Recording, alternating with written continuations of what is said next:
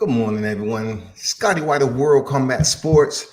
It is Sunday, and hopefully everyone is enjoying their testimony and devotion. For those of you that went to church after yesterday's fight week,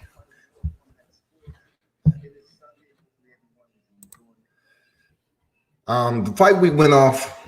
It wasn't too many shockers that was in there, but we're gonna jump into it. The ones that really shocked the boxing community, not so much as some of the biggest upsets ever in the sport of boxing, but when it comes down to it, you know well as I do, it's kind of changed the game a little bit because we was really having high hopes on Adam Kownacki, and he went in there and was stopped by a guy who, including myself, I wasn't giving him too much play.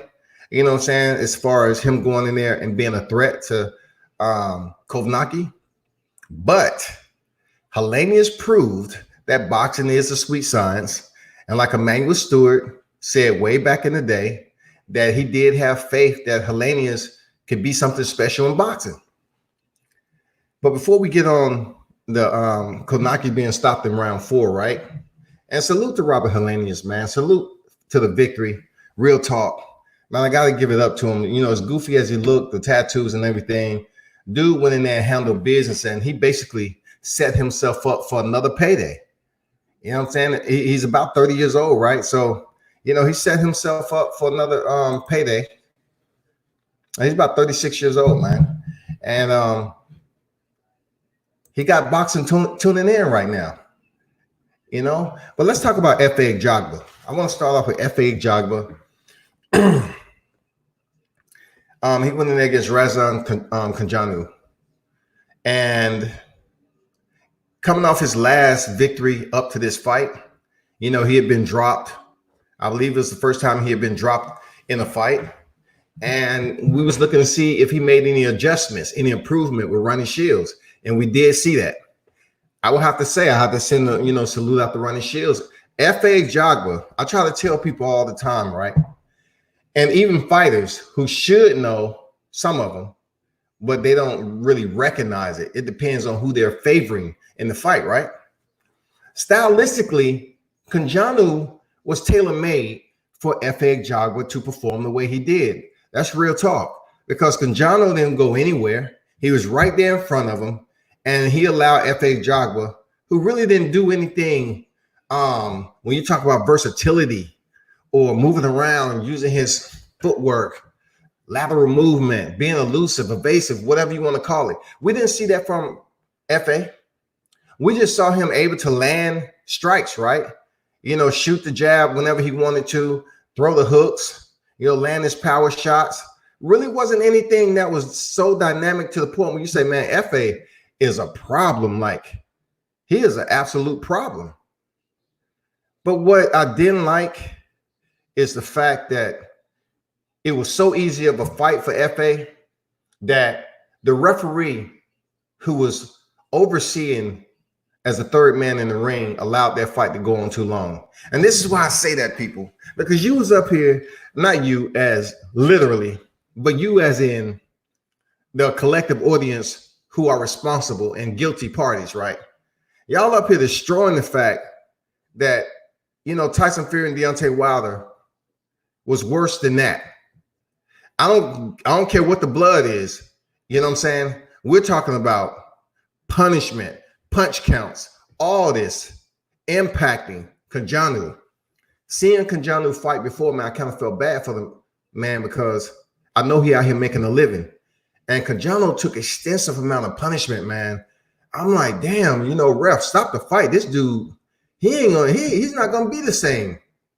Because you're talking about F.A. who has power, but look, he didn't have to do too much to land his shots. So when you're that punctual on your shot selection and you're surgical, you're online, man, you're able to land anything you throw, your punch count and your landing numbers, results are high, that means your opponent is taking freaking punishment. When he's outlanding you in the hundreds, that's when the fight should have been stopped. And that referee is just up there looking and looking and looking. It's just unfreaking believable I don't hear the outcry on here. You know, I have to hold y'all accountable for the ones that's out here bickering, whining, and crying. Y'all not bickering, whining, and crying that somebody should have threw in the towel when Ajagba was freaking slaying Kajanu last night. I mean, the dude told the referee literally, I got it. After his face was looking the way it was, and the amount of punishment, and looking at the punch stat numbers, that didn't explain to you, the referee, to damn get this guy out of here, to let, you know, end the fight. You're talking about a heavyweight. You're talking about a young gun. Look, the good thing about FA, he's still young in the game. So all I'm saying is the factors should have been rendered. You know, referee should take this in consideration, how old Kajanu is, how FA is, you know, what's the punch stats looking like for his visual assessment, and make a command decision to stop the fight. And he didn't do that shit, man. I just thought Kajanu took too much punishment. Seriously. Harold Jones, what's good? Salute for jumping in, man, on the Sunday. He said FA is learning. I saw him spin off the ropes a few times, and it's obvious he's been working on some things. Solid point, my brother. Solid point. FA did turn him. FA turned him a couple of times, and I'm like, okay. I even mentioned that. I was like, okay, FA's turning him off the ropes. You know, he's still robotic to me, but he spent him off the ropes, like you said. His punch selection, though, was almost like, you know how you go in the gym and you start warming up. You know, you know, you got warm and everything, so you go over there and warm up on the heavy bag. Kajano looked like a mobile heavy bag last night because FA was able to just throw his body shots when he felt like. If he wanted to throw a jab to the body, jab up top, he did. You know, seal it with a hook. Man, it was just too much. It was too easy. FA was just getting in some good work. That fight for FA was good freaking work, man. And unfortunately, at the expense of Kajanu, the referee allowed that work to continue well past when it should have been stopped. If we're going to talk about fights should have been stopped and a fighter can't do this, a fighter's, you got to look at not just the popular fighters, the ones that register to you. You got to look at all boxing. We just can't say, oh, in the Tyson Fury Deontay Wilder fight, it should have been stopped because he was just, oh, he was on his feet punching back. He's just taking too much punishment. Well, what the hell that was going on last night? FA damn near hit this man with every punch he decided to throw. It wasn't an uproar. It wasn't shit. That just goes to show you, you know, it's a lot of casual observers out there. They just choose to comment on what the hell they feel like. Notoriety of a boxer, if they're a champion, doesn't negate the fact that you're still in the ring and you're taking punishment. Kajano took extensive punishment yesterday, and the fight should have been stopped way before that. He took, look at the punch stat numbers, unfreaking believable. But I take my hat off to FA. He did look like he made some adjustments. Man, his punch selection was tight. You know what I'm saying? His technical skill set was tight. You know, he was taking his time, didn't lose composure. You know, he just methodically went in there and got on the inside and picked, and very selective on how he chose his punch combinations. I have to give him salute for that, man, because it was clean. You know, but like I said before, Kajano was stylistically tailor-made for Ajagba. Tailor-made for him. He stood right there front and center, and he got the job done. It wasn't much it wasn't much Kajano did than Andy Ruiz didn't do when he fought Anthony Joshua. That's real talk in the rematch. It's somewhat the same ordeal, you know, the same replay. Kajano stood in front. Andy Ruiz stood in front. Harold Jones said it looked like FA was not loading up either. He was just touching the man to wear him out and keep the defense responsible. Real talk. Repetitiously, you saw him putting the touch jabs out there, touching to the body. And then when he wanted to, come with a power shot, he'll touch it up top, put the glove in his face, and then he'll land a power shot. You're right, man. You know, he was wearing them down. He was touching them. You know, just getting that work in. Staying consistent. Last night, F.A. Jogger was consistent with his body of work. I like it. I like it. He has a long ways to go now. But the good thing that's on F.A. side is his age. His age. It's possible, F.A. I'm serious. It's possible. We might be looking at a future world champion. It's possible, man. F.A. has a long ways to go in the sport of boxing. Youth is on his side. So to say he won't be, I think he's going to be a world champion, man.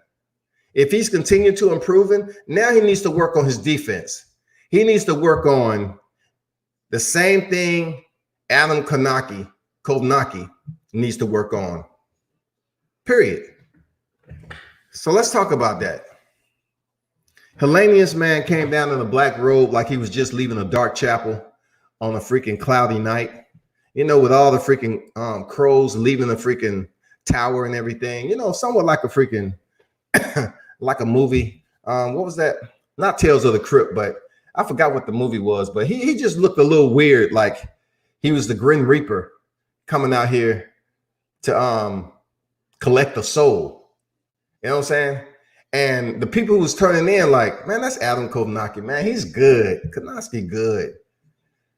But like I said before, the same thing we saw with Sanchez and Dweco.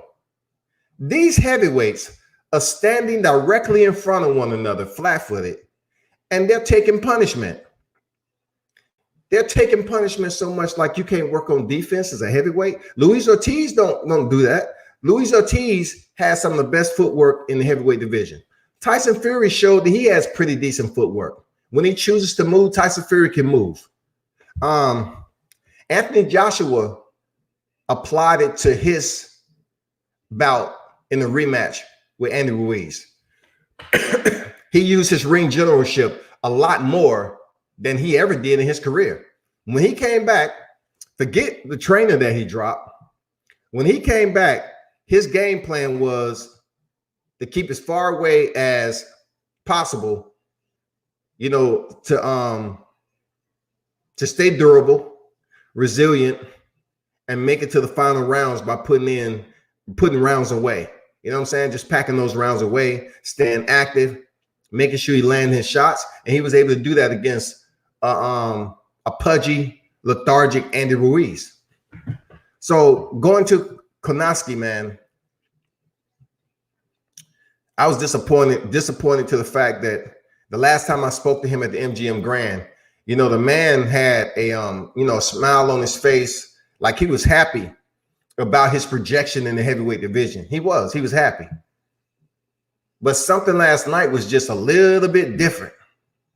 You know, the way his wife looked, they might have known something we didn't. I don't know if anything else was going on, but it was weird, right?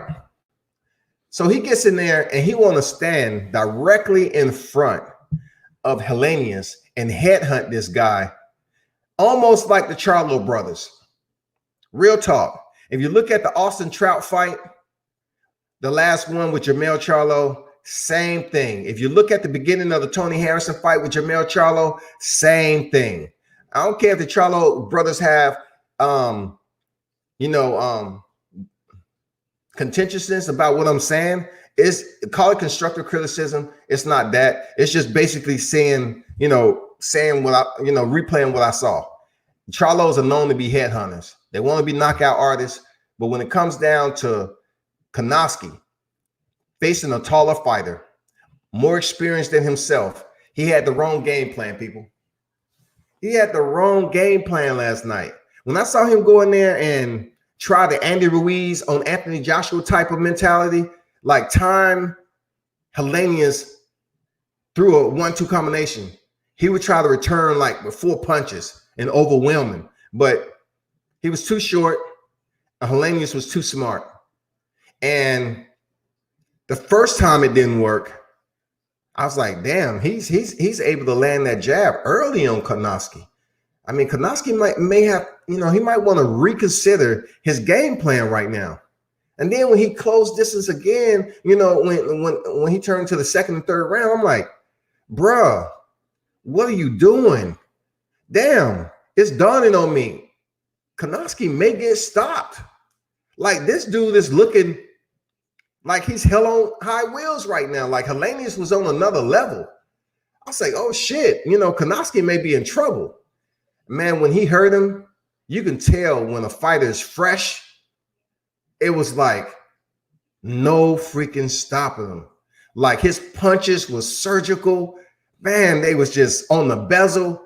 I say, man, this fight is over. When I saw him throw that downward straight left hand when Adam was going down, I say, you know what? Adam's in trouble. This dude is very laser-like, and he's landing every freaking thing. Adam's in trouble. And the referee stopped the fight. Amazing.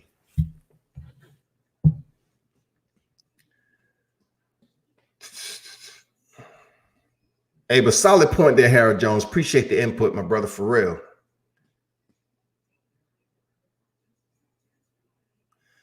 Cat Taylor say the only thing, shout out to Cat Taylor, you know, boxing's #1 fan. Haven't seen you in a good minute, been like a year. But thanks for dropping in there, Cat Taylor. Salute to you. The only thing I don't understand is how any sport, people talk so grimy about the athletes and they are still classified as fans. Fans mean fanatic. What constitutes them being a fanatic from the world #1 boxing fan? I'll put that up there. I'll get back to it, Cat Taylor, right quick. I gotta close out this Adam Kownacki. 1090 experience. What's good? What's good? Kownacki was fading in the second round, emptied his wad at the end of the third, and it was over in the fourth. Dion Washington, salute to you. Salute to you. So I'm here with you. Salute. Thanks for the support. So let's understand one thing, right? What 1090 experience said. Kownacki, he was stopped in the fourth round. For him to fade, we're talking about him having a pretty tough fight with Charles Martin. I mean, let's be clear. I think the fight for him and Charles Martin was pretty active too. I think he had a problem with his distance, with getting in close enough, and Helenius allowing him to land his shots early. So like I said, he felt that he needed to get in close to unleash a volume amount of punches. But the one thing about it is that Helenius had pretty solid defense. He stayed just outside the end of the glove of Kownacki for any of those punches to be effective. It was beautiful. You know, it was good defense on Helenius, right? Whether he dumped his wad, potentially, but I've seen Kownacki in other fights where I felt it was just as active as this fight. You know what I'm saying? It was just as active. So I don't know what was going on with him, but hopefully Adam get it together. Returns. He's a young dude. I think he's like 30 years old, man, and come back in the game. But right now, I'm gonna tell you, look forward to seeing Helenius in another fight with a big name.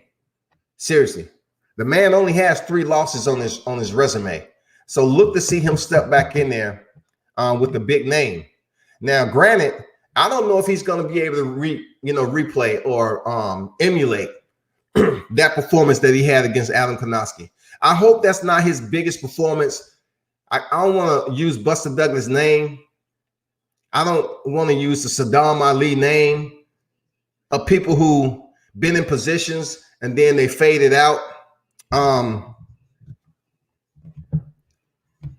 You know, the dude grew on me just a little bit with his weirdness, you know, his eccentricness. But the reason why I say he grew on me is because the way he closed out the fight, like he was lethal with it.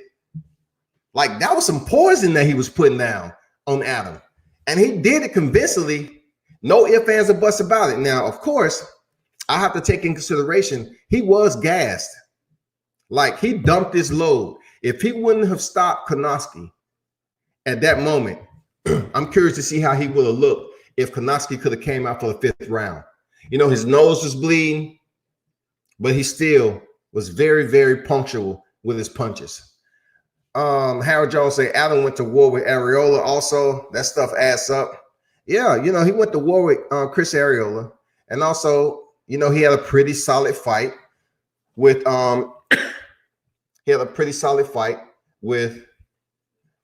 Prince Charles Martin, and he was able to win that fight. But going in here with a fighter who had much more experience than he did, you know, Robert Helenius, it was his night to shine, man. I ain't mad at the dude. I ain't mad at him. He's a goofy looking dude, but he's a killer in his own way. You know what I'm saying? Coming out there looking like the Grim Reaper. I mean, you know, that's what it is. That's what it was, man. So I got to salute him, man. I can't take nothing away from that fight. I was actually entertained, though. The reason why I was entertained with that fight, because obviously Adam Kownacki was there to win. He was the favorite. But I'm looking at the punches, how accurate, how laser sharp his punches was to be so damn tall.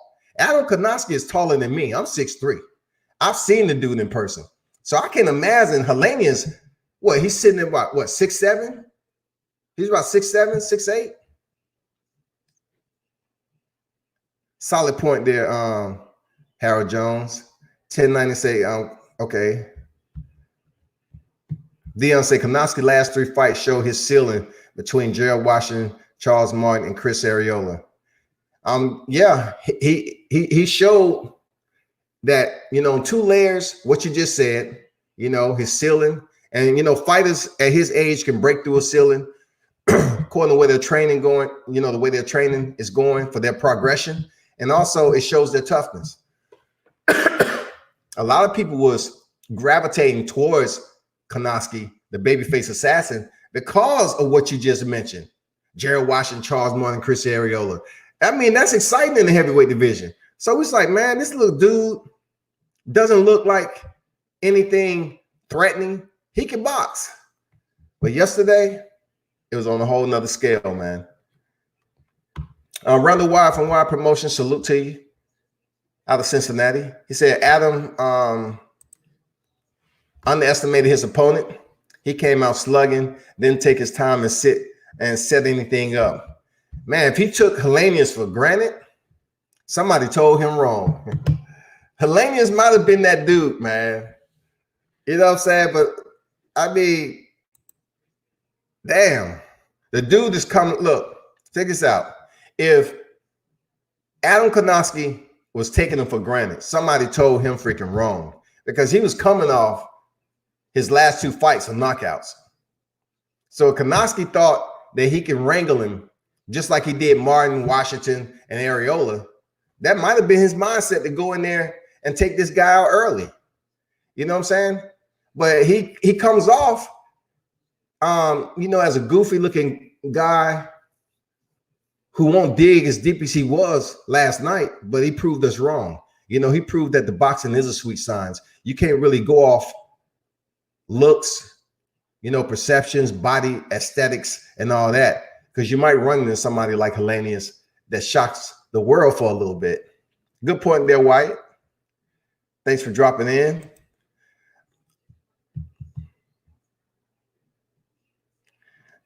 Dion say the Nordic nightmare. Yeah, man. You know, when people have an alias like the Nordic nightmare, you know they're a type of weird. You know, then you look at the tattoos this guy got on. He got half sleeves on both arms. I mean, he showed out last night. Like I said, as the fight started going along, I'm like, you know, this dude is, you know, kind of growing a little bit when it comes to the boxing sense on how he's able to handle Adam. So he was kind of growing on my interests, because I was looking at MMA and boxing. I was like, man, this, you know, this fight is kind of growing on me. This dude is pretty accurate. And then when the 4th round came around and Kownacki didn't have an answer, it was a wrap. He got to go back to the gym and figure it out. You know, get some advice for whoever's up there in his corner. His wife and everybody looked worried in the 1st round. Seriously. They looked worried in the 1st round. Now, for your wife and everything to look worried in the 1st round, It may have been some doubt before the fight even started. Real talk. But check this out, though. I don't think Robert Helenius is going to be around for a long time. I think this is one of his brightest moments. He's 36 years old. So I'm really curious if his motivation, how high of a reservoir is his motivation level to continue fighting top tier opponents. You know what I'm saying? How will he look against another opponent in the rankings? That's all I want to know.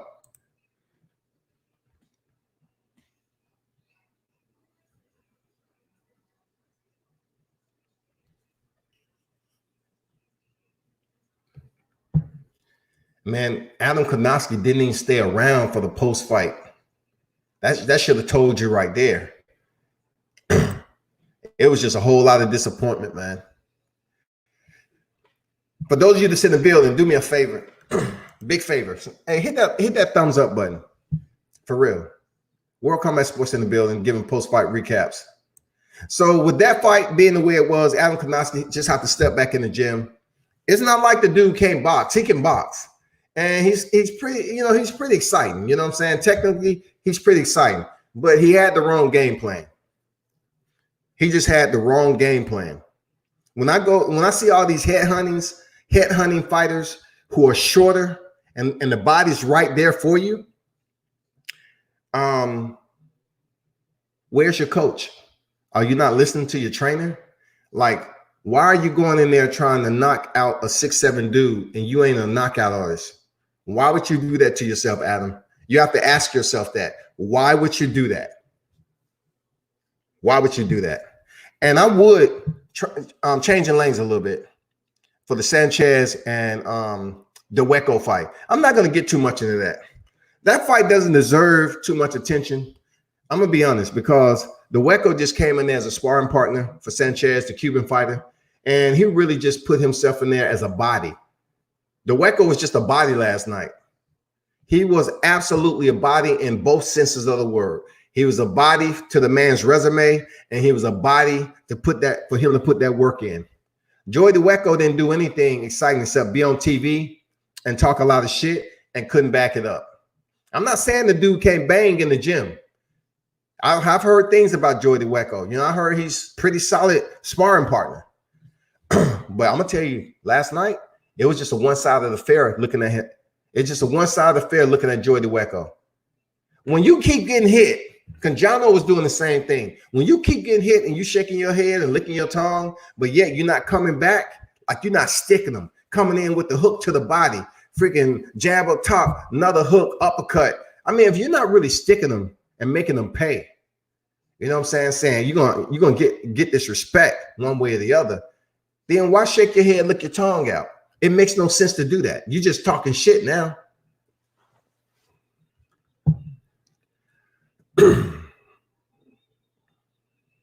Helenius took Kownacki WBA spot, didn't he? Of course, man. When you fight a top tier opposition that's ranked higher than you, yeah, you take their slot. Absolutely, you take that slot. Just like you have Dillian White and Alexander Povetkin. They're fighting for the WBC mandatory, the interim title to be the -- 1 mandatory for the WBC, right? I mean, it is what it is. Alexander Povetkin, we already know he's like 41 this year, 40, 41 already.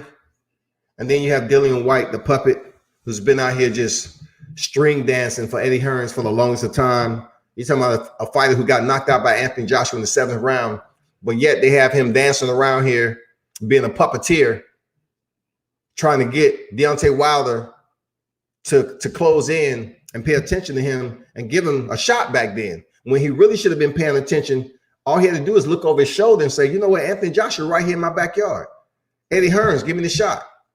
And he found out how unimportant he was, because Dillian White has not had the slot fee for anybody to take consideration to put him into a fight in a rematch with Anthony Joshua. They just don't see a point. Now, you know, seeing Anthony Joshua fight several people outside of that. You know, I know he fought Joseph Parker for the WBO. I got it. But outside of him stepping in there in 2018 with Alexander Povetkin, no talks after that fight of him stepping in there with Dillian White. I know there was a point in time when Dillian was going through the drug test thing, and somehow the B sample was in the hands of David Copperfield, and he was able to make that shit disappear. And then there's a glove issue. David Copperfield made that disappear too. So Dillian White had some, you know, some good magicians by his side. Now he steps in there with what I believe is a fighter that he'll be able to defeat in Alexander Povetkin, who Joshua has already defeated, and plenty of other people. So will we be able to see Dillian White do anything important in facing the WBC champion? Because to be honest, if he faces Tyson Fury, I don't see him beating Tyson Fury. I do not see Dillian White beating Tyson Fury. But there's a whole lot of stuff going on with Tyson Fury, man. Let me make a note of this too while I'm on the subject, right? Yesterday, I put up a post about Joe Goossen potentially being, because there was a lot of rumor mill and scuttlebutt. And, you know, when it comes to media, I believe certain people are dangling the carrot a little bit. Because if these people are supposed to be reliable sources, right? I'm talking about the ones who are actually in the area, on the grounds. They're up here passing word down that, yeah, we saw so-and-so, we saw Shelly Finkel, we saw JD's, we saw everybody in the area. So I'm believing that Joe Goossen is going to be the next trainer for Deontay Wilder. And then come to find out, Joe Goossen made mention, because I was looking at boxing and mixed martial arts. So I could have thought that I heard him say Deontay Wilder, but it was Kubrat Pulev. It's bound to happen. This shit happens all the time on mainstream media, okay? Y'all need to just fall back a little bit with all the collective research we have to do and bilateral research from multiple sources, right? I thought Joe Goossen, when he was up there talking to Brian Kenny and Lennox Lewis, I thought he said he'll be training Wilder, but I was also paying attention to the UFC 248 card. So I stand corrected on that. It's my fault. You know what I'm saying? It won't be the last time, but I was going off rumor mill, and what I heard, I'm not gonna the guy who was talking on another media outlet was basically saying who's all in town for this fight. And he actually believed that, speaking to Joe Goossen, who wouldn't tell him exactly who it was. So the guy said, is it a heavyweight? And I guess Mr. Goossen said, yeah, or something like that. So he ran with it, and it was out here in the media, and come to find out, yeah, it was heavyweight, but it was Kubrat Pulev. So we haven't heard anything from who Deontay Wilder's trainer is going to be, if any is going to be his new trainer. But it is, in fact, not Joe Goossen. Joe Goossen is going to be on the Kubrat Pulev training corner for his fight with Anthony Joshua. There you go. Denise Ward, what's good? I'm still a little bit under the weather, but I still got to talk this boxing. Denise Ward, salute to you. Thanks for dropping in. Howard Jones said Helenius would do nothing and hold his spot for the mandatory. Yeah, man, I believe all of that. Martin would do the same. Hey, why not? You know what? It was a point in time where I would frown upon them doing what they're doing, right? But if that's what you need to do to keep the bag heavy, well, do that to keep the bag heavy. You know what I'm saying? Boxing is a dirty, dirty sport. And what makes it even more dirtier is when you retire from the sport and you say, damn, I can't live off this. I got to find something else to do. So you got to find out another avenue. If these boxers haven't opened up a gym, if a boxer hasn't really been in the point or position to train a fighter, just because you box, that doesn't mean they go out here and train fighters. So if you haven't set anything up for residual income on your post-fight career, it's going to be hard. That's why you see fighters out here, right? You see these fighters out here that's going on all these tours. They signing memorabilia, everything, because that's income. Not every fighter is broke to do that, but a lot of fighters get out here and do that. It's income.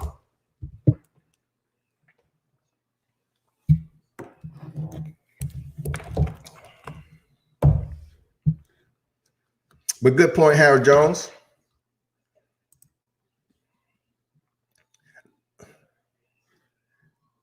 Dion Watson say Deontay need running shields. You know, what I'm curious about Dion, if running shields, having a heavyweight in his camp, which, you know, I talked about this the other day about George Foreman. George Foreman is a heavyweight, but I haven't seen him train anybody, right? So running shields is actually training, you know, a heavy hitter right now in the heavyweight division, of course. I wonder, will it be a conflict of interest, or will it be something that Deontay and his team, because I really can't get a gauge on what is acceptable for entry with Team Deontay Wilder, Team Bomb Squad. You know what I'm saying? I don't know what's acceptable to what they're looking for. That's what happens. You know, they confidentiality. You know, they're confidential with it. A lot of people can't really gauge what they're looking for in a trainer. What is Deontay going to attempt to work on leading into this trilogy? That's the big question. It's not like he doesn't possess the ability with the jab, but should he get with a trainer who can allow him to increase his punch output and his volume? I don't know. I don't know if running shields be a fit for Team Bomb Squad in this particular case. I'm not sure. Denise Ward say, do you think Kownacki should have taken the Joshua fight or even Brazil? He would have had life-changing money. It depends on how his team thought about Kownacki stepping in there. Because look, there's no need for Kownacki to step in there with Anthony Joshua if he's going to get knocked out. You know what I'm saying? Kownacki haven't really had anybody on his resume to step up there and have Eddie Hearns praise you as being this next big fighter. Like you see, when they went up there and replaced Jarrell Miller, right? They went out there and looked for what they thought was a soft touch in the game. And they found out he was a Mexican killer, right? So they went out there and got Andy Ruiz, which was a real bad choice. You're talking about one loss at the time, and that was to Joseph Parker, which a lot of us think he won. You know what I'm saying? So Andy Kownacki going in there with Anthony Joshua wouldn't have been a good move. Now, to answer the second half of your question with Brazil, listen, Dominique Brazil, regardless of the way he looked when he was knocked out by Deontay Wilder, he would have gave Andy Kownacki a problem. One thing I can say about Dominique Brazil, he fights tall. And that's the same thing what Helenius was doing. He fought tall. And in a lot of words, if I was to put Dominique Brazil in there with Robert Helenius, I think Dominique Brazil is a better fighter than Robert Helenius, to be honest with you. I just think both of those would have been bad fights for Kownacki, Joshua or Brazil. Seriously, I think they would have been bad fights. He was still on the cusp of just proving himself. You can't go off Charles Martin, even though he's a former IBF champion. You can't go off that because he dove. He took the payout for Joshua and he dove. The sport knows it and mainstreamers know it, that he went in there and got a huge paycheck because Eddie Hearns wanted to make Joshua the unified champion. So he dove in 2 rounds. I don't care who has a problem with it. It's fact. Period. It's fact. Even the announcers, when he was on the fight with Adam Kownacki, even the commentators said the same exact thing about Charles Martin. Is his heart and mind in boxing? Because we know the history. So Harold Jones said, just because guys are former fighters does not mean they are natural teachers. Underscore that. Highlight that. True words, man. That's absolutely true. It's a lot of boxers I see out here that won't even step in to train a fighter. You know what I'm saying? They won't even think about it. They don't want to hold mitts. They don't want to have anything to do with training the fighter. Now they want to have, some take the different approach. They want to be a manager.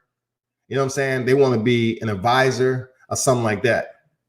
But as far as some of these fighters going in there and being trainers, it just doesn't work out well. Like I say this all the time, and it's no malice towards Floyd Mayweather.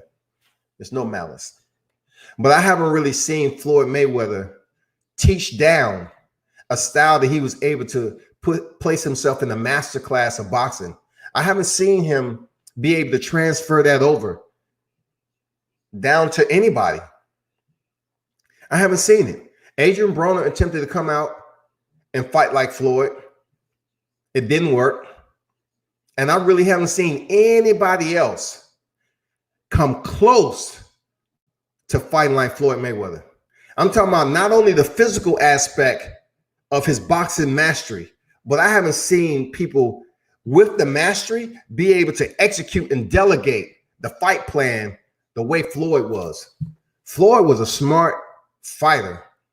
Regardless of what you want to say about him, Floyd was a genius at what he did. They could say the man don't know how to read. I can tell you this. He know how to read checks. He know how to read checks. That's the beauty of the sweet science. It allows people to come into the sport, right? That may not have a high school education, that may, be a criminal or whatever the case. It allows them to be able to listen. And if they're able to remediate physically an art form and go out here, they can make millions doing it. And that's the beauty of combat sports in general, whether it's boxing, MMA, Muay Thai. It doesn't have a freaking credit prerequisite. And you have to have an associate's degree in nutrition. And then you have to have another 3 credits in this area right here in physical training. No, you can go into boxing anywhere, get into a gym, start building your record up. And if you're serious and you're a quality type of individual, then you'll start to grow. But damn good point, Harold Jones. Good point. Good point, Denise Wards. Dion say punching off lateral movement. It's a lot of simple stuff Wilder can do to offset Fury. I would like to see, man, him punch from different angles off the pivot. It's not like he doesn't have the strength. I do hear a lot of people talking that he never was the hardest puncher in boxing. It was just the opponents he was in there with and all that. And I have to call bullshit all the way around the target, because that's what you're doing. You're just shooting all offside the center piece right there. And it's easy for you to do that because it's accessible to your range. You ain't trying to hit the target. You just want to shoot all around it for attention. If Deontay Wilder never really had power, he wouldn't have 41 knockouts. It wasn't like you can say all of his opponents was trash. I mean, come on. You can't say all his opponents was trash. If Arthur Spilker would have been able to knock Deontay Wilder down and stop him, Arthur Spilker to this day, name would have been up in the lights as the first boxer to stop Deontay Wilder, not Tyson Fury. You know what I'm saying? But Arthur Spilker was hit with a short, crushing right hook. Now, in order for Deontay Wilder to throw that going backwards, what does he need? He need ring IQ, right? That's not something that you just say, well, Deontay Wilder, he's trash and he has no ring IQ. In order for him to hit a fighter like Spilker, who was coming forward and he was landing, to throw that short right hook as technical and crisp and sharp as it was, I mean, come on, man, you have to have some boxing freaking technical knowledge to do that. I mean, come on, man. I mean, look at the finishing combination he put on Luis Ortiz. He stepped in there and finished him off with a right uppercut.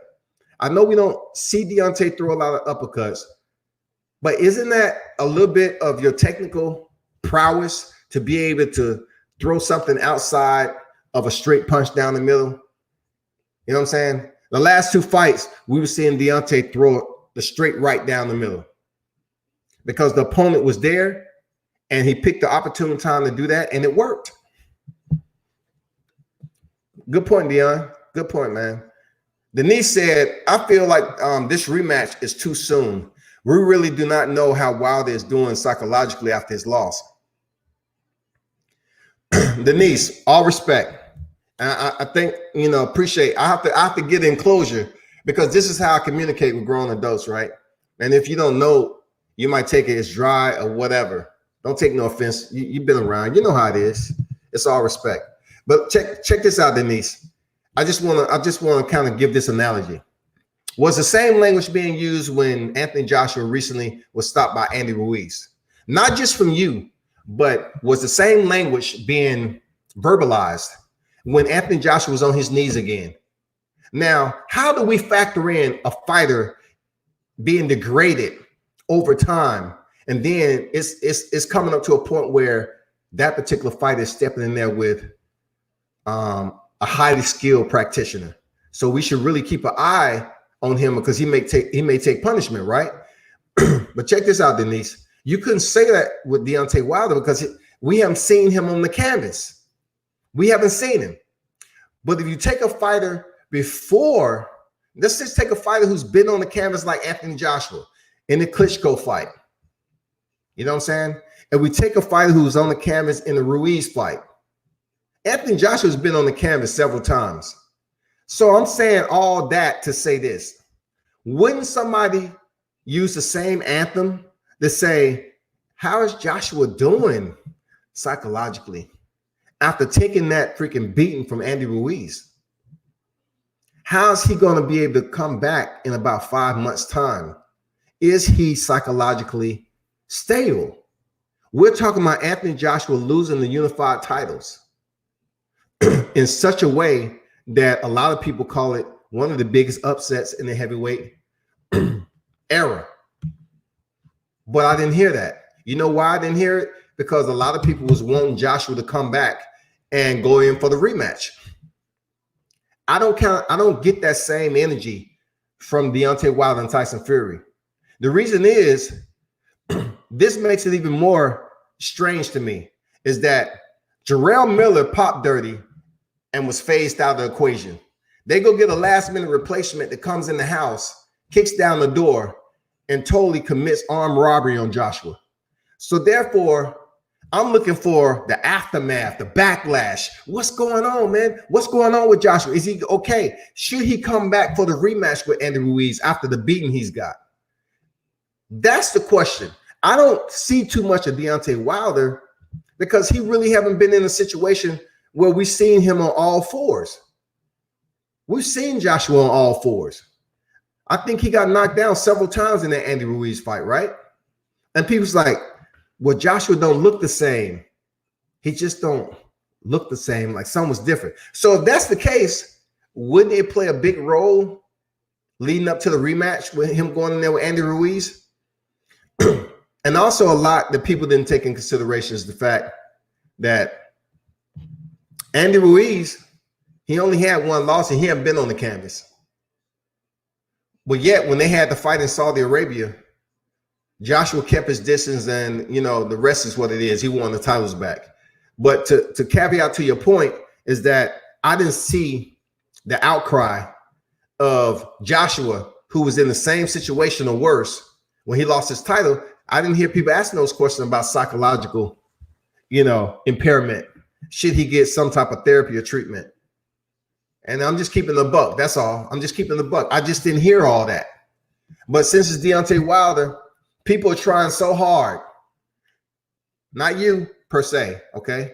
People are trying so hard. They're so desperate to vilipend any hope of Deontay Wilder coming back and fighting Tyson Fury.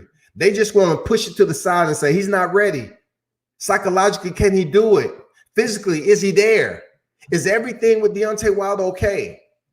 When you have the main culprit in Tyson Fury, who has been on drugs, pads, a bona fide, notified cheat, they should be asking, is he okay? Did he do everything he's supposed to do in his fight with Deontay Wilder? Thanks for the question, though. Denise Ward said, Floyd was a very smart boxer. Wilder needs to use more footwork. I agree. With Fury being that Fury was the heavy one, Fury was winded in that fight. You know, I see you paying attention. And see, when you up here saying Fury was winning in that fight, right? People just acting like Fury was just having his go, which he won the fight. The towel was tossed in. That's not debate. I'm really not up here to say over and over again to people who's thinking certain media that's advocating for a trilogy are up here denying the fact that Deontay Wilder lost. I think there's more people out there elated at the fact that he did lose, and sneakishly, they wanted him on the sneak hating tip to basically lose that fight anyway. They act like they were supporting the champ, but behind this screen, they was like, nah, man, like he's a bum. You know, he didn't do anything to get that belt to begin with. So they exclude everything the man started boxing. They exclude his Olympic pedigree. They exclude how short of a turnover it was for him to go from Olympics to the professional. And then the 7 years, you know, coming up here, getting a championship for Maine Stavern, going the distance. And what he was able to do as a champion, defending his title for over 5 years and in there for his 11th defense, right? They exclude that as if it's been expunged from his whole entire boxing record. And it's just totally selfish. And I do find it extensively prejudiced. That's not from a particular ethnicity. I'm talking about from our own people and the others. I just think a lot of people is buying into this Tyson Fury mental illness PR tactic, you know, storyline that he came back to place a canopy over his culpability. His culpability was he was a dope head. That's it. He was an alcoholic. He was a cheat. He used pads. He cheated when he was in there with Vladimir Klitschko. That is the point. And you know, with all the film that's out there, especially with the one when he fought Hammer, it's footage out there of the referee catching him without his hand being in the glove. And when you see the ref walk away, he shakes his head like, damn, he's up here cheating on my watch. People are ignoring the fact. All they want to say is Deontay Wilder, he doesn't deserve a trilogy. He ain't shit. He never did anything to do it. That's all you hear. Good point, man. Denise, you've been watching some boxing. I hear you, sister. You know what I'm saying? I hear you. Good point, man. Good point. I mean, I wish you would come on here with, you know, input like that all the time, but I know you got stuff to do. Denise said Wilder does need to make some changes. Absolutely, he does. I mean, even the casual fans, to a point, the first thing they'll tell you is that Wilder need to make changes. Even the casual fan will say that. The mainstreamers put it in consideration, and they'll say, yeah, he need to make changes, but he's 35 years old this year. He ain't gonna be able to make no changes. It's nothing he can do. He never had skills. He never will have skills. He's a fluke and all this other shit. But you have to play in consideration, Denise. And we're talking about the heavyweight division. We're not talking about the featherweight, bantamweight, when them dudes are super quick. Them lighter weight classes, super featherweight, junior lightweight. Lightweight. Those guys are super quick. We're not talking about that. We're talking about heavyweights. A lot of heavyweight fighters fight flat-footed. You rarely find a heavyweight fighter that's moving around on their feet like Larry Holmes, Luis Ortiz, right? So with Deontay Wilder coming back versus Tyson Fury is to be able to increase his punch output, the angles for which he releases punches, he sends his punches, right? And just be more unpredictable. I think Tyson Fury was ready for the right hand to come down the pipe, and he will have his defense up.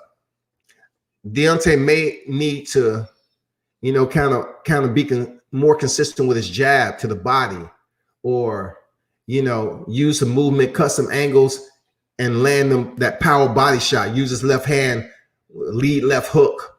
You know, be more unpredictable instead of just pulling the jab and then sending the right hand. He was doing that a lot. He really wasn't committing to the jab. Once he stepped in, he was throwing it, pulling it, and trying to send the right hand behind it.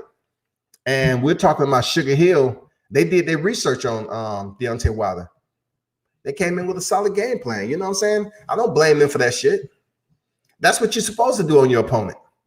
Howard Jones say many of my own people would down talk us, and they feel it gives them favor with certain demographic of people. Man, let me put that freaking. I appreciate that, Denise. I didn't know you watch your boxing like that. Salute to you. Hey, Howard Jones, what you just said, man, I couldn't say it any better. Well said, you know, because we have an issue with, put it this way, my brand, World Combat Sports, is not considered black media. But when you have billions in the population globally, and boxing is a global sport, right? If you look on YouTube and everything, you only have certain primary outlets that's been doing this for a long time.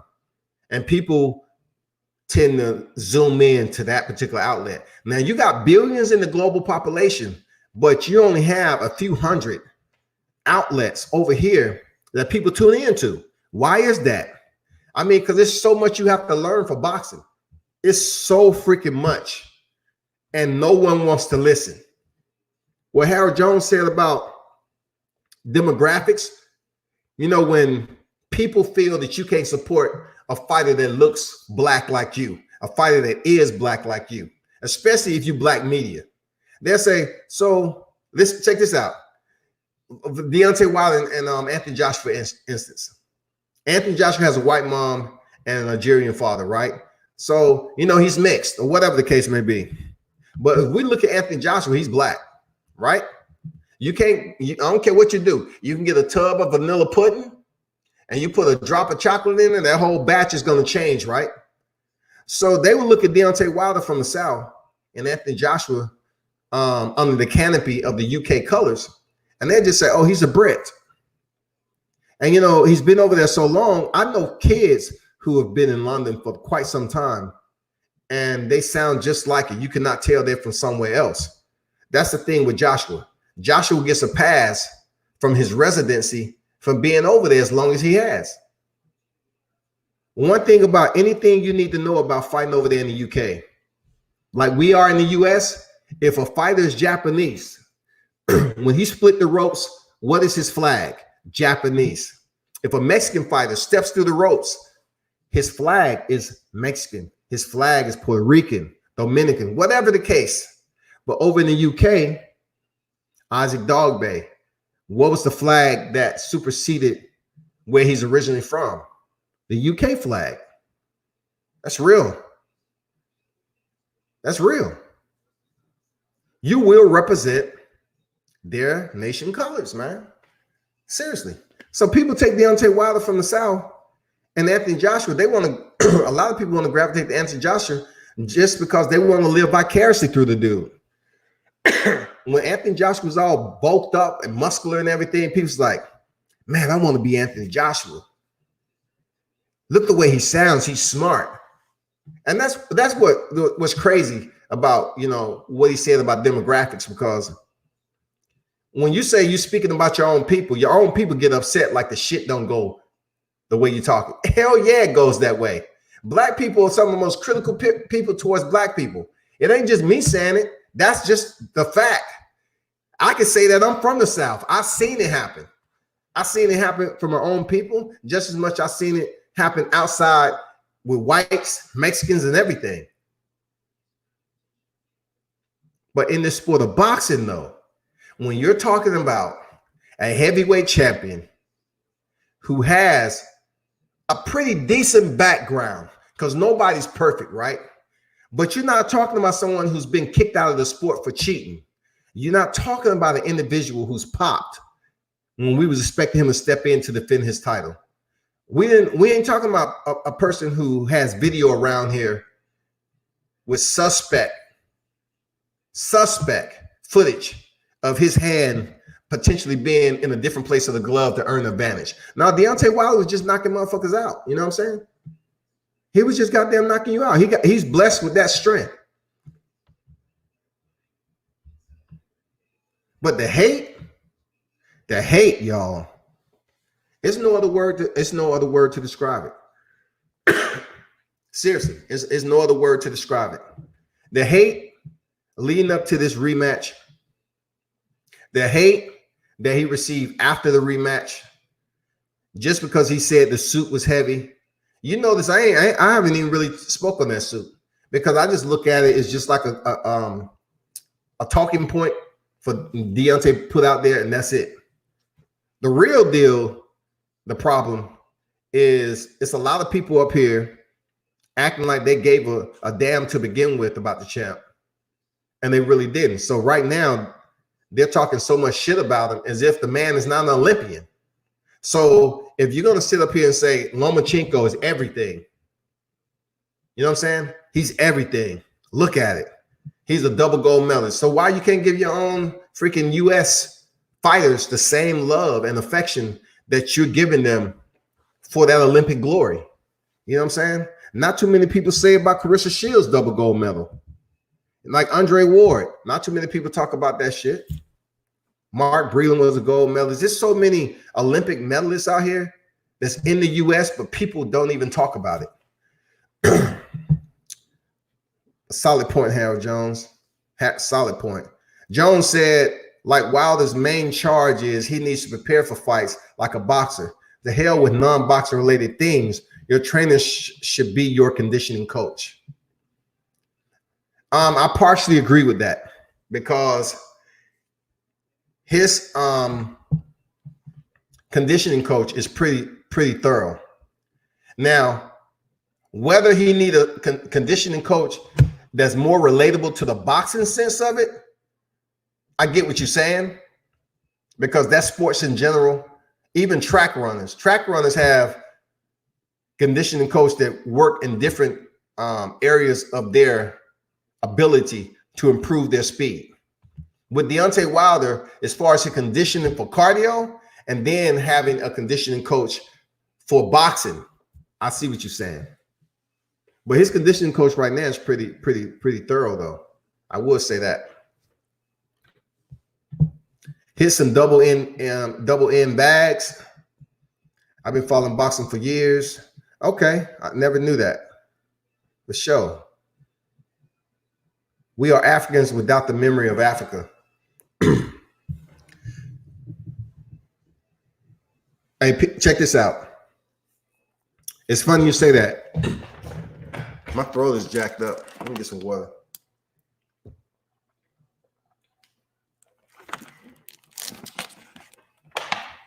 Hey, check this out. Everyone who's tuned in, right? So Jones said we are Africans without the memory of Africa, right? So you hear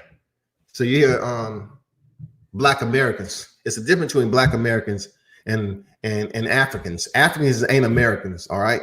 Let's get that straight. Our ancestry, we claim that layer of our DNA tree due to decades and decades and decades. We already know the story. Some of the worst people I've ever experienced in my lifetime that are shaded like I am are Africans. That is real talk. That is real talk. Africans outweigh the African Americans when it comes to absolute disdain, telling you ain't African, you didn't come from where I'm from, I'm come from the mud, we had to claw, we had to go out and hunt for our own food, my parents this, my parents that, you had it well, you was over here, you had jobs to go to, we had to work when we wasn't getting paid, we had to forage for our own food. Yeah, seriously. In the military for that long, the worst ones that I experienced was Africans. Now, I don't go around. I've been saying I'm black for the longest of time. Black. It's short, quick, and simple, straight to the point. I have freckles. So obviously I have some white somewhere. I don't have nothing to do with my last name, but I have freckles. I used to be much lighter than I am now, you know, being in the dirt and everything else. But I haven't resided in Africa. I don't really know any freaking cultural, you know, how you put it, traditions of Africa, because I never really spent a lot of time over there. I know more Asian traditions because I was stationed over there for a period of time and I was able to pick up on it and learn it, you know. But if I had the opportunity to go to Africa, cool, I'll do it. You know what I'm saying? It's nothing to Africans, but them some of the meanest people that I've ever dealt with in life. And it's another thing that people need to understand about Black people, Black Americans. They always talking about we all quick to hook each other up. That's just a cliche terminology. You're talking about hooking each other up. That's just something you see on the TV. That's just something that people believe that happens all the time, that Black people are going to look out for one another when it comes to business, when it comes to hiring, when it comes to bringing somebody on. It doesn't necessarily work out that way.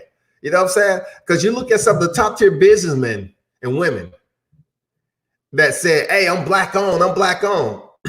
But you might find some of their investors a majority white. They ain't Black, they're white. You know what I'm saying? So you'll find Americans, they may act like they're, you know, verbally, they're expressing it. I'm all about Black this, and all this other shit. But when it comes down to certain factors in us actually having unity between one another, bonding, having that true, that quality, genuine relationship with one another and trust, sometimes you're not going to get that. We are divided as a race. We've been divided for quite some time. You know, growing up here in the South, we learned a lot about that. Seriously. But still, I wouldn't want to be no other race. I wouldn't want to be no other race than Black. That's real. I wouldn't want to be no other race than Black. Seriously. That's real. Harold Jones said, we're African about memory of Africa. I was in the military as well.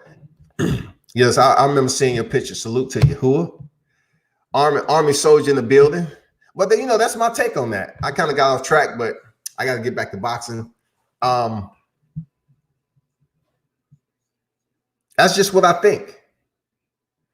You know, when you have individuals that, I look at it like this. If you're having a dialogue on here and it's supposed to be about boxing, but somebody's saying F this, F that, and then they start dropping F-bombs and then start dropping obscenities. That's not a boxing dialogue. That's somebody who's mad that you're supporting somebody, or they just totally don't agree with you. It's a boxing group out here. It's plenty of them, but it's one boxing group that allows racial insensitive threads to continue to be I don't know. They continue to recycle them. You know, like it'll go down the thread and then somebody else will keep on posting on it, and they keep it active, right?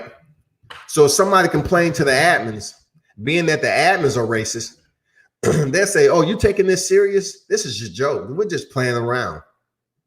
And this is not someone you would think that was just it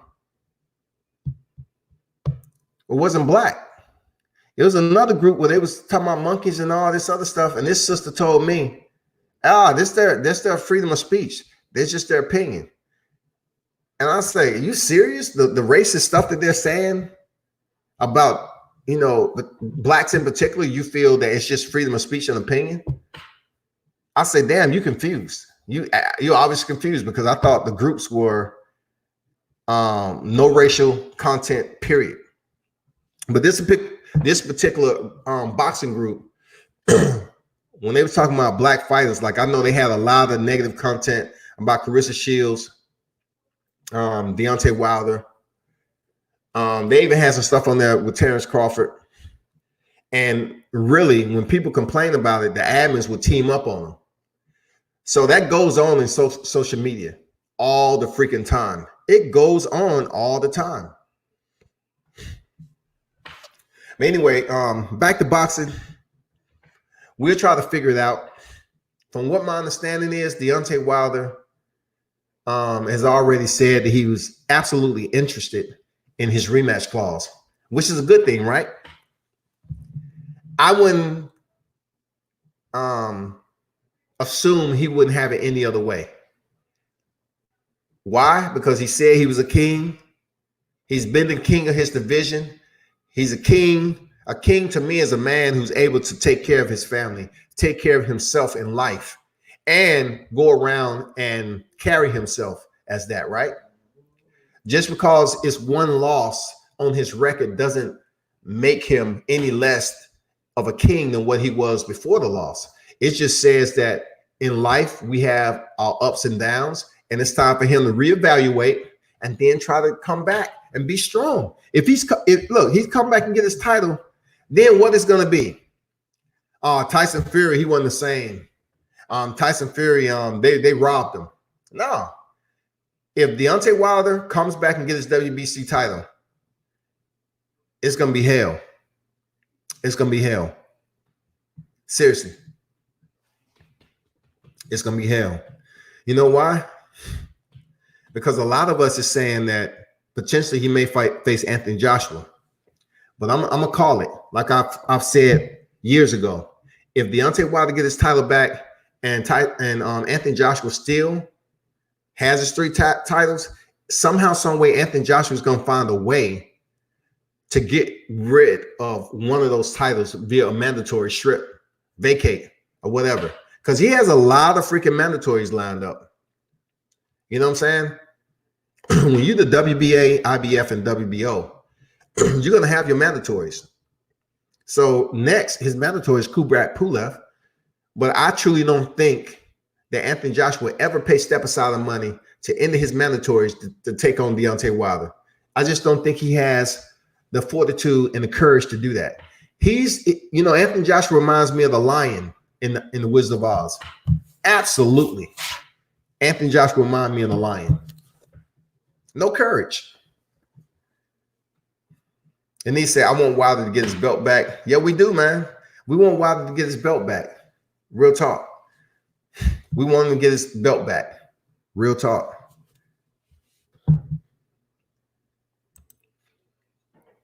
And, people need to understand, like, just because you support a black fighter doesn't mean that person just strictly support black fighters. We don't have to ask for permission to support black fighters. Like, you look at my content, I support a lot of fighters, Mexican fighters, all across, but I shouldn't have to explain that shit. The person that's saying that should be able to do their due diligence and do it on their own and find out. But don't look at me supporting other fighters and then come over here and act like Deontay Wilder is the only fighter I support. No, that's just the fighter you hate. That's just the fighter you hate. You know what I'm saying? That's just the fighter you hate. When it comes to Anthony Joshua, he's the same shade as me, but I always say Anthony Joshua was an overrated heavyweight. He's overrated. Seriously, I would look at a Prince Nassim Hamed fight before I even look at any one of Anthony Joshua's fight, to include the Vladimir Klitschko fight. I would check out Prince Hamed. I would look at Lennox Lewis fights before I even check out one Anthony Joshua fight. Even Eubanks Sr. You know what I'm saying? It's so many other fighters that's in front of Joshua when it comes to pure performance and skill set in boxing, showmanship. He's not even in my top 15. Anthony Joshua is not even in my top 15 when it comes to UK fighters alone. That's hands down, period. Joshua's overrated. He could have fought Wilder 2 or 3 years ago. Yeah. We all know why that wasn't the case. People talk, but then they come up with, you don't want to look at why they was putting stipulations on Wilder. Why would you send a man into a ring and say, well, we want to give you a flat fee, but you're not giving anybody else flat fees? We're looking left and right, and we're trying to find opponents that they did this to. We need a history. We need references, sources, right? Who else have you gave a flat fee? Look, who else has the drawing potential to make millions on a fight? And Eddie Hearns and Joshua comes in here and say, we want to offer Deontay Wilder a flat fee. You know why they did it? Because they're not trying to fight. They're not trying to fight. And look, to a black person, they're going to prove to you one way or the other. If you think I cannot get it done, I'm going to show you. And Deontay Wilder was like, you want to give me 12 million flat fee? All right, cool. I go. You know what I'm saying? And then you do the negotiation, whatever. Then they moved it up to 15 million flat fee. And, you know, Deontay was like all about, okay, I'll go over there and fight, whatever. He was going to fight freaking Povetkin over there, I think. Pulev, Povetkin. He was going to go over there and fight them out of the U.S. So once they say, oh, shit, he's willing to take that light bag of peanuts because he wants the bigger picture. He wants the titles. But we all knew Eddie Hearns and Joshua was scared. If he was to sign that contract to go into a fight of that magnitude with the right hand, Eddie Hearns and Anthony Joshua was still scared that Deontay Wilder could possibly go over there and get those belts. Not only will he get the belts, it's the fact that he would have made crazy amount of money as the undisputed champion. You're talking about the WBC, WBA, IBF, WBO, and the IBO champion. Deontay Wilder would have went to a whole nother stratosphere, y'all.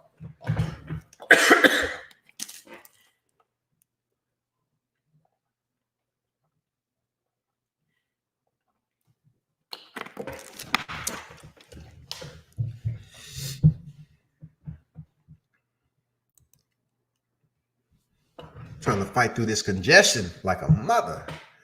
And he say, when do they do these outrageous stipulations? It means they are not confident. It means they're not confident and they really don't want to fight. See, like it was some fights that just happened where Caleb Plant was coming off a fight. He's a super middleweight IBF champion, right? And we was talking about this, right? And Caleb was saying like his next fight could potentially be a unification with David Benavidez. So him coming off the fight with Vincent Feigenboots, he ended up stopping him, right? He ended up stopping him. So the Benavidez camp, in my opinion, pulled a chump move because we all know how long some of these training camps and how punishing it is to the body with fighters leaving their families. It's just like the military, especially, you know this, Denise. It's just like the military. When we going on deployments, we leaving our family and we have to go out here on the mission first, right? So the mission for Caleb Plant and David Benavidez is boxing. So if the man is in training camp for over 8 weeks, he goes in there fight and you say, hey, now's the time. David Benavidez camp sends in the contract.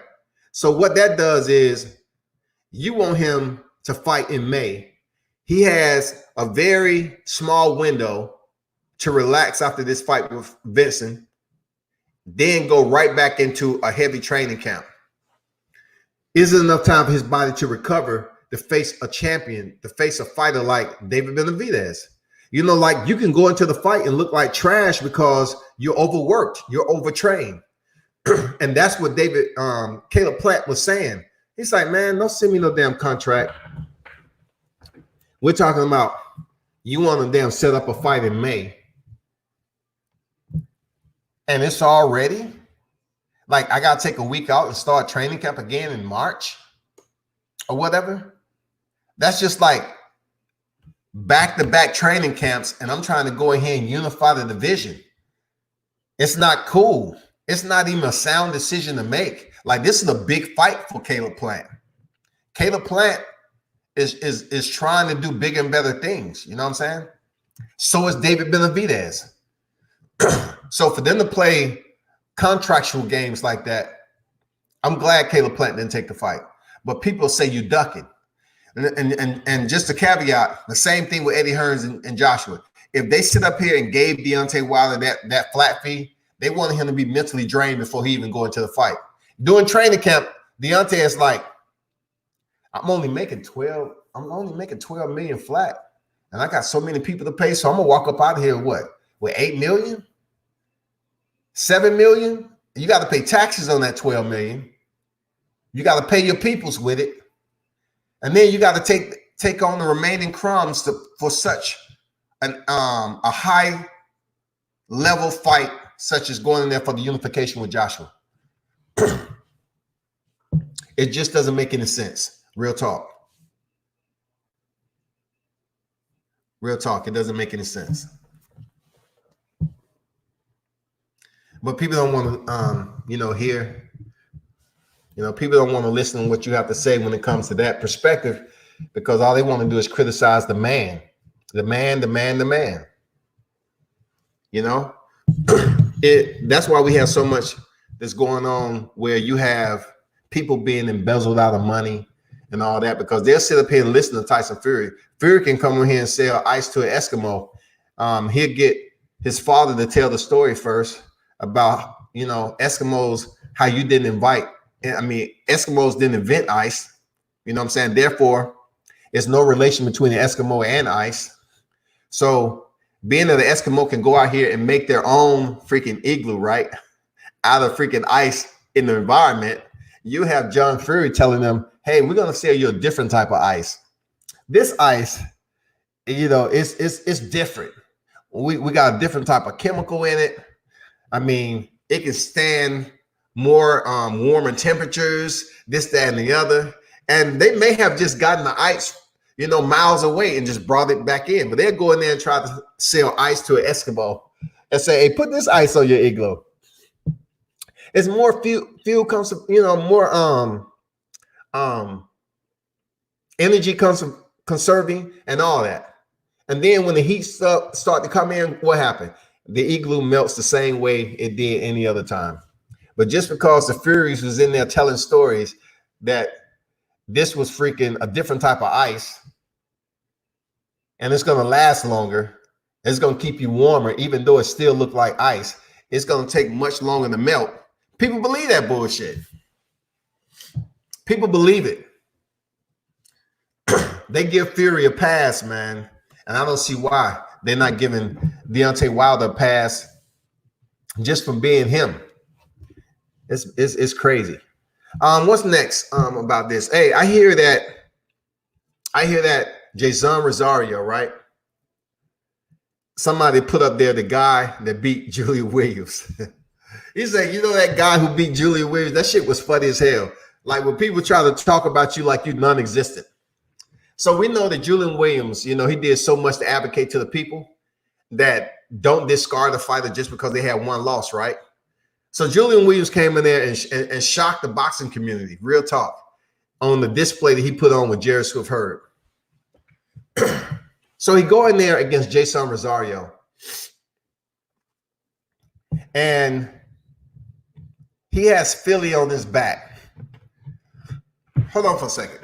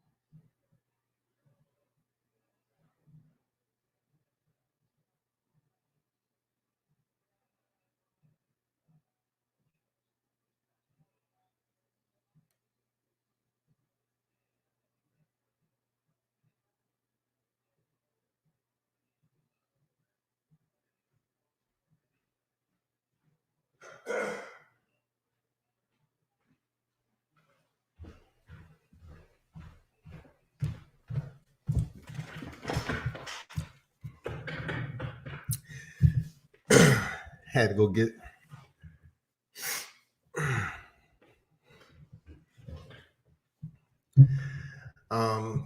pill box. Amazing how Deontay Wilder could take that for Tyson Fury puncher with no padding. Well, right now, it's speculation from the video and footage and everything. I've had so many conversations about the footage that's out. Excuse me. So look at it this way. If you was accused of something, right?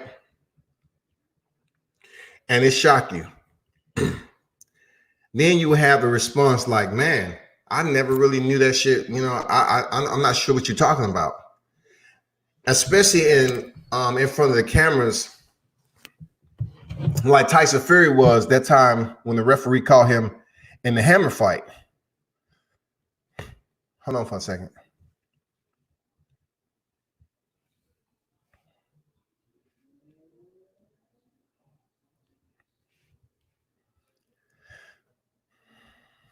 Thanks for bearing with me, man. This whatever it is, it's trying to take a brother down, like Mary J. Blige. Shit. But anyway,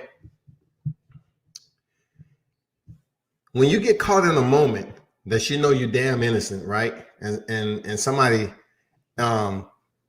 catch you in that moment, and it may be a moment that you're guilty of doing something wrong, whether it's deceit, evil, malice, or whatever. When the referee found out that Tyson Fury thumb wasn't in the glove and they was somewhere else, they made him take off the glove for a reason. Now, I've had so many people tell me that means nothing. But look at the expression on Tyson Fury's face. As a boxer, you know if your hand is fitting in the glove. You know. You've been there. You've been in the gym. You've been training. That's not the first time you're donning a pair of gloves. Tyson Fury knew where his hand was in the glove when he fought Christian Hammer, right? So the look that he gave the referee, of course, it was his left hand. He reached up and scratched his head, and he didn't say a word. He didn't try to argue the point. He didn't try to look at the referee and say, what's going on, huh? He didn't have any type of confusion on his face. He was just like scratching his head like, oh, shit, I'm caught. But then you have competent, intelligent adults that have the option of moving forward with it in a sound mind, right? You're smart enough, but yet they want to keep their brain in park and say, I don't want to hear anything about it. That doesn't mean anything. His gloves was defective. If your gloves are defective, you're not just sticking your hand in the glove, but you're supposed to know how that glove fits. Tyson Fury knew the glove didn't fit the right way when he was in there. The same as the video that's circulating around in his first fight with Deontay Wilder. Call it for what it is. It looks like he's cheating. It looks like his glove is not filled with an entire hand, the left hand of Tyson Fury.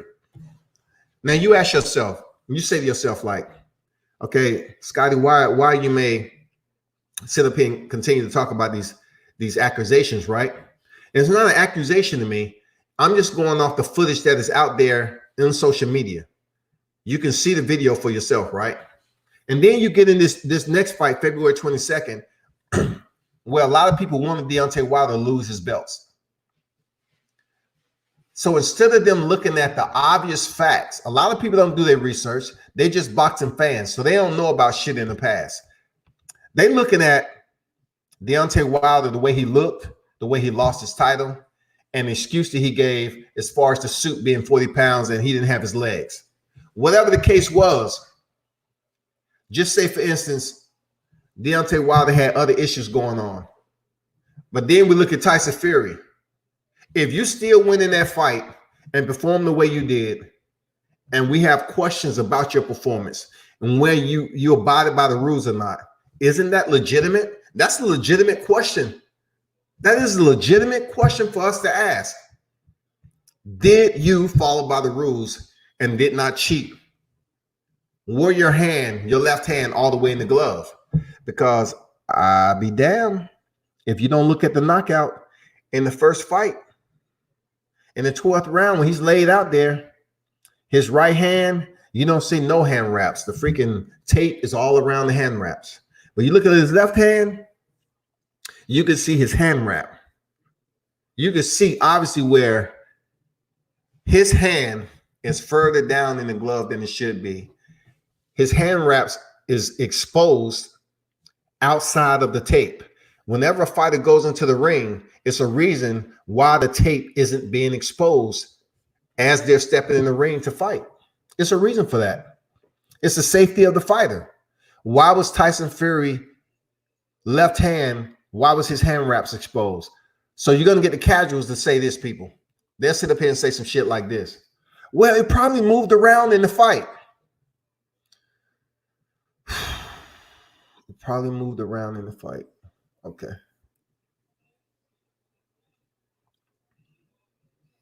You know what I'm saying? You just have to let that shit, settle for a little bit. You know what I'm saying? Because people say, it probably moved in the fight. So now you're talking about Deontay Wilder making excuses, but you're making excuses for a man that you ain't never met. You know what I'm saying? You ain't never met the man, but you're making excuses for him. That's wild. But I hope they get to the bottom of it. But me, the way I compete, this is absolutely the way I compete. And this is just me. I would rather Deontay Wilder come back to the battlefield in the trilogy, and let's see a good boxing match. That's the way I like to compete. Because if it was me, I would have to take a lot more knowledge than I had before, get somebody to train me, and go back in there and see, can I really damn step to this person? Can I really go get it done? Can I win? You know what I'm saying? Let's go get it. Seriously. That's my mindset. Go back to the trilogy. Fight Tyson Fury, the MGM Grand again. Now the cameras, they're going to be a lot more scrutiny placed upon Tyson Fury. I don't think you've seen, but you know how his team put the towel over the cameras when it was in the room? Did y'all see that? How his team put the towel over the camera in the dressing room? It's a lot of facts out there, but people just don't want to take consideration to hold Tyson Fury accountable. Because you know why? Because they feel like Deontay Wilder is not deserving of that justice. And he is, people. Deontay Wilder is deserving of a freaking fair trial, goddammit. He ain't guilty to prove it innocent. This boxing.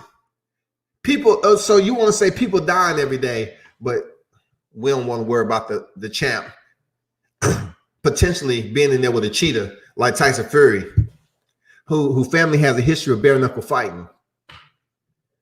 And you don't want to say the video that's out there. It's not a group of black people making this shit up. We're talking about it's video out there showing Tyson Fury glove flexing back at 90 degrees. And you don't find another video to validate that? I don't care what media you are.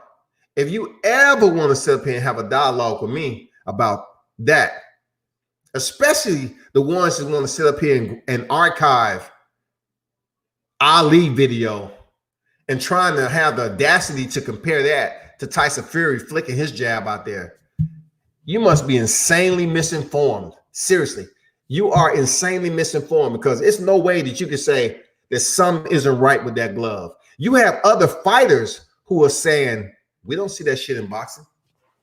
That shit is unnatural. For Tyson Fury to be flicking his glove up like that and slapping, I mean, something needs to be done. DBMA, what's good, man? Salute on the Sunday. Say, what up, people?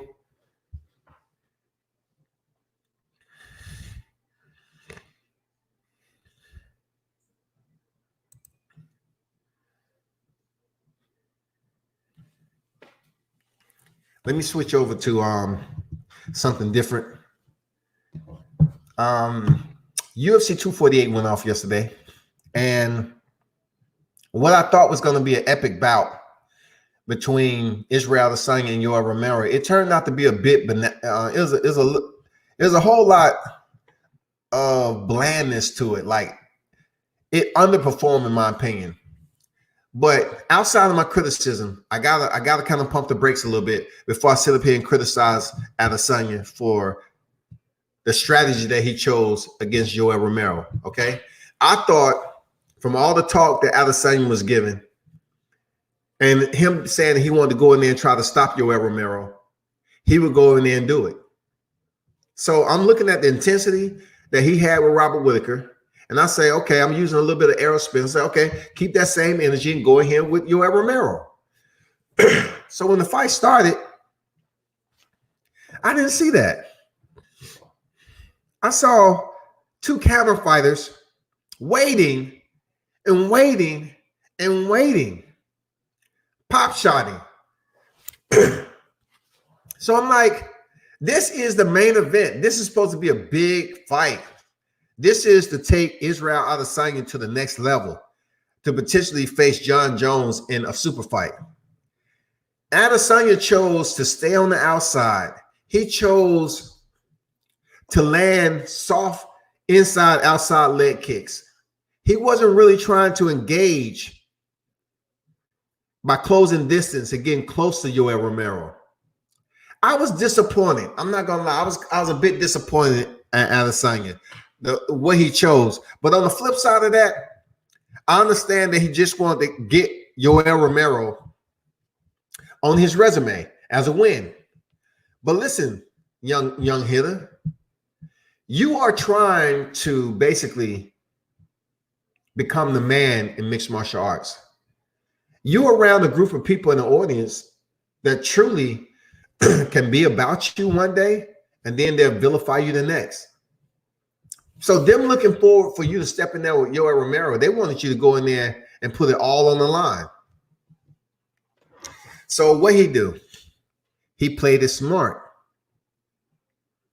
He just went in there to put away rounds, just enough to pop shot and earn a victory. The people was booing him and everything. You're not going to get people to come join you when you fight John Jones if you're going to go in there and do some shit like that. People are not going to support you. They're not going to tune in to Israel Adesanya, the style bender, if you're going to go in there and not risk anything. Like, you're so scared of Yoel Romero's power that you know you've been knocked out before, and you're not willing to go in there and take risk. This is mixed martial arts. It's a lot of expectation that people look forward to when it comes to damage, when it comes to freaking action, when it comes to freaking skills, multi-dynamics when it comes to striking. When you talk about spinning techniques, punches, kicks, wrestling, jiu-jitsu.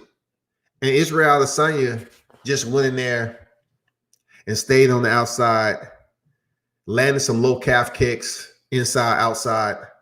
And then Yoel Romero was able to get some takedowns, but give credit to Israel Adesanya for getting up.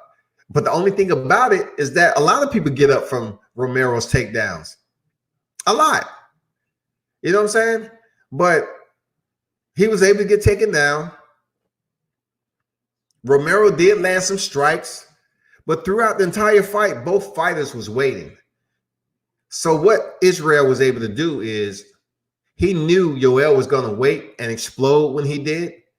So he would just stand right outside range and try to land some kicks and play tag. Seriously. Israel Adesanya cannot come in there and say anything about John Jones running. He wanted to get on here and say that John Jones is running for Dominic Reyes. And Dominic Reyes had landed a combination, right? And bagged Jones up against the cage, which caused him to run out to the left side, the exit, right? Israel did the same damn thing. Israel did the exact same thing that he was up here clowning John Jones for.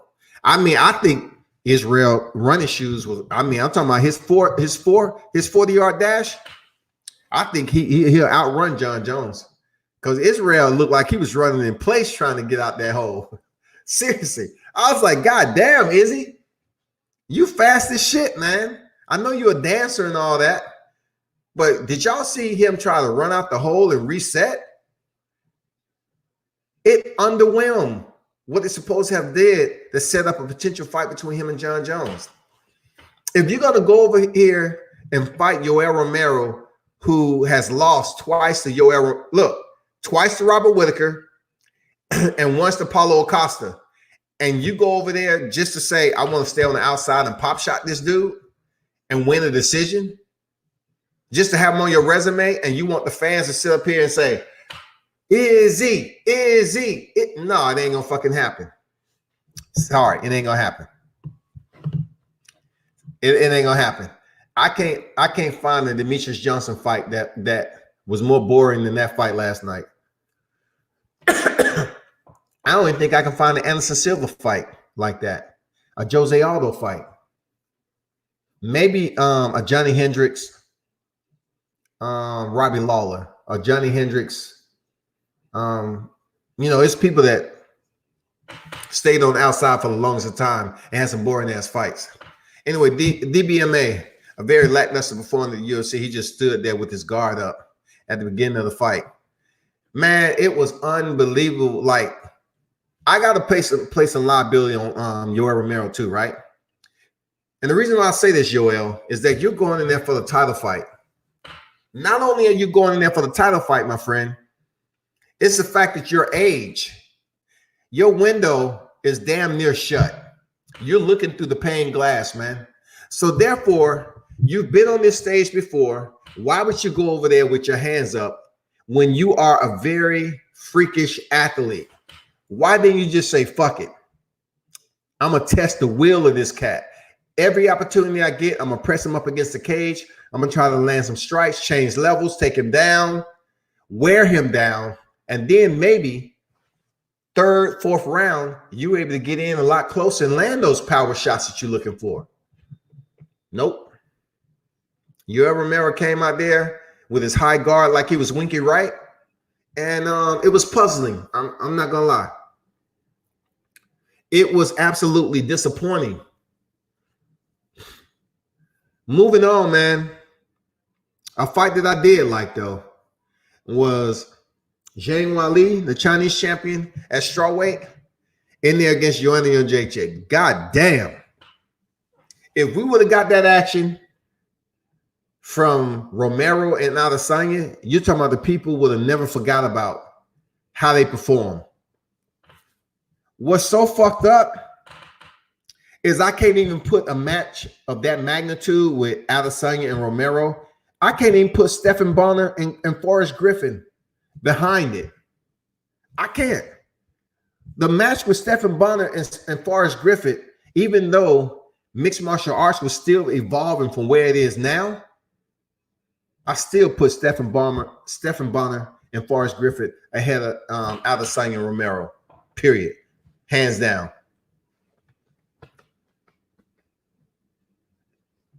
DBMA, the woman outdid the main event. It should have been reversed, and they should have headlined.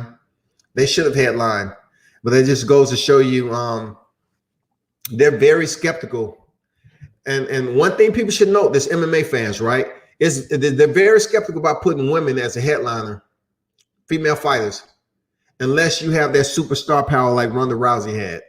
You know what I'm saying? Like, you got to have that ultimate star power to bring people to the seats, because the UFC in their journey of monopolizing the combat sports game, they're not going to put females up there that they don't know what their selling potential is.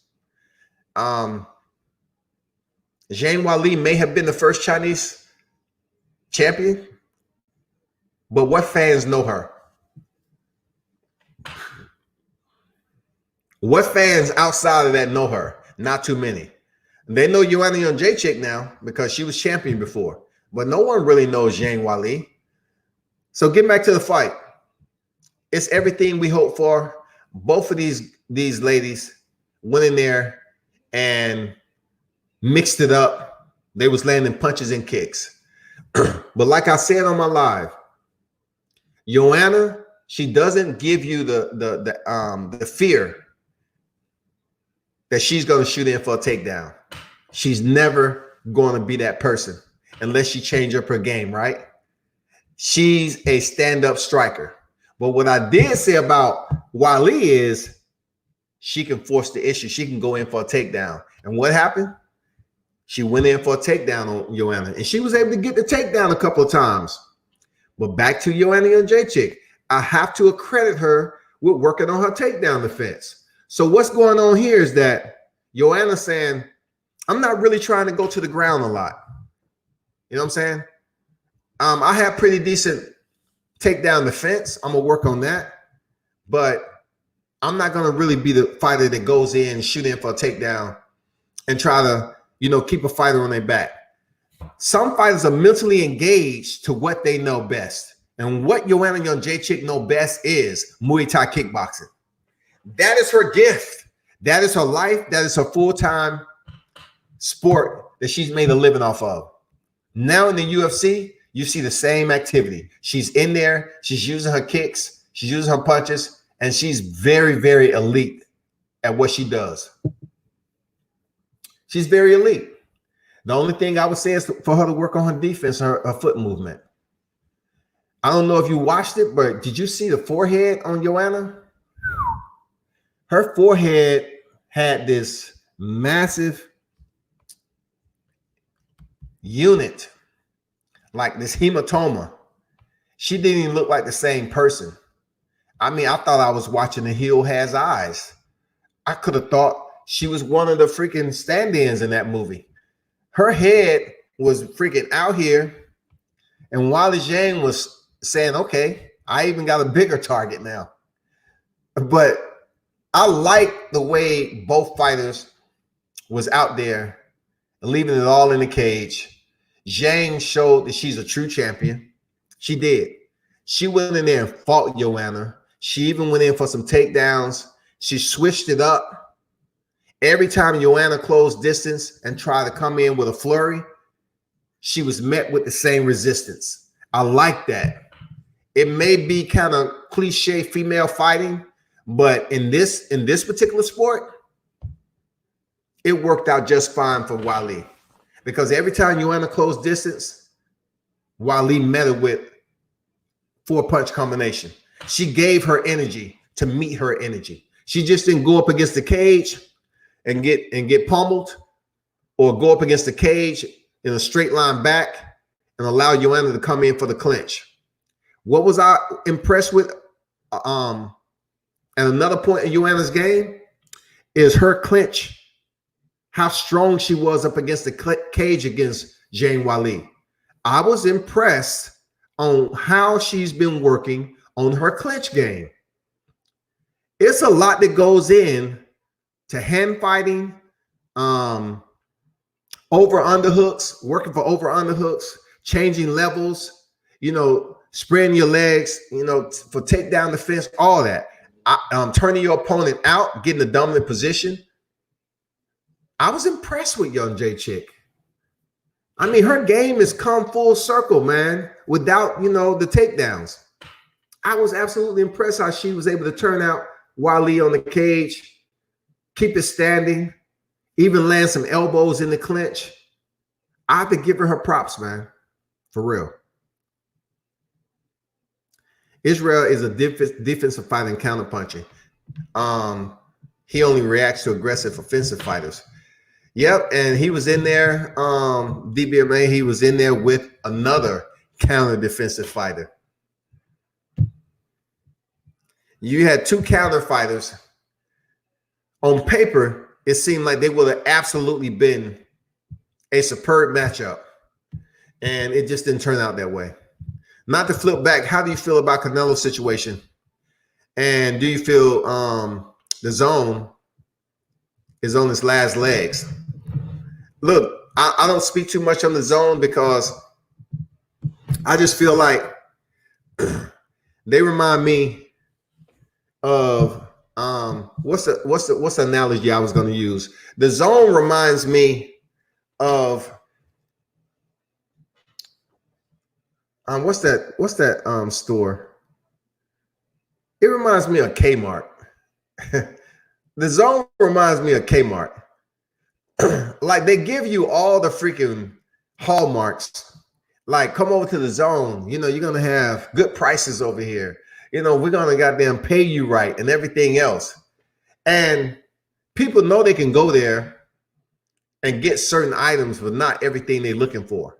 If a fighter don't have no other recourse, they can go over to freaking the zone if Eddie Hearns and whoever else want them over there. But they started off as a fledgling freaking streaming company. They've grown a little bit since then. They have their hands in a lot of shit. They're with the World Boxing Super Series. They're with Bellator. All right. They have like a 2-year deal, something like that. 2 to 4 year deal contingent. And they're in boxing.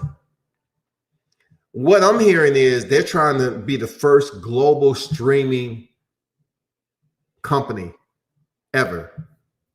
That's what the zone is trying to do. Can it happen? I don't know, man. Because right now the quality of fighters, they're not just lining up like Canelo Alvarez. You know what I'm saying? The quality of fighters, they're just not lining up as star power like Canelo Alvarez. Ryan Garcia is not freaking on with the zone. I mean, you had Tevin Farmer for a minute. Katie Taylor, she's about to face Amanda Serrano. It's not necessarily saying coming off her last fight that she's going to win this fight. Let's be honest. You know, Katie Taylor, she got a gift. So she's in there facing Amanda Serrano. Who else is over there? Demetrius Andrade, I mean, he looked terrible in his last fight. They treat him like Dillian White. He's not even relevant. I mean, he seems like a good dude, but no one takes him serious. It would be good to see him and Charlo fight, but somehow, some way, Charlo ain't trying to see that dude. It's like, whatever, you know? Who else is over there at the zone, man? It's so many small names over there. How are they ever gonna blossom and spread out and make a footprint over here, or make a mark over here in such a large landscape in the US? It's gonna be tough.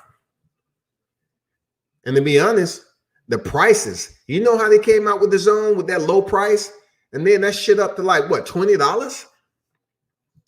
That just goes to show you what they're trying to do, man.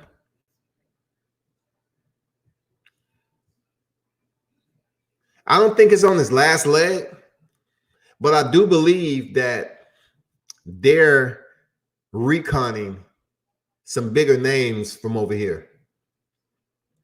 But the one thing about it, if you're going to recon bigger names over here, they can't be on the contract.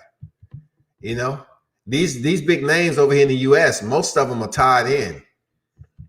You're going to have to either get some superstars from the bottom and put faith in them. I mean, some amateur stars or some new, some fresh,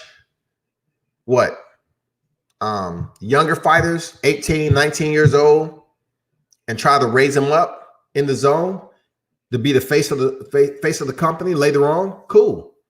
But I think the zone has been more so trying to get established fighters to come over there and fight on their company. That's all I can say about that.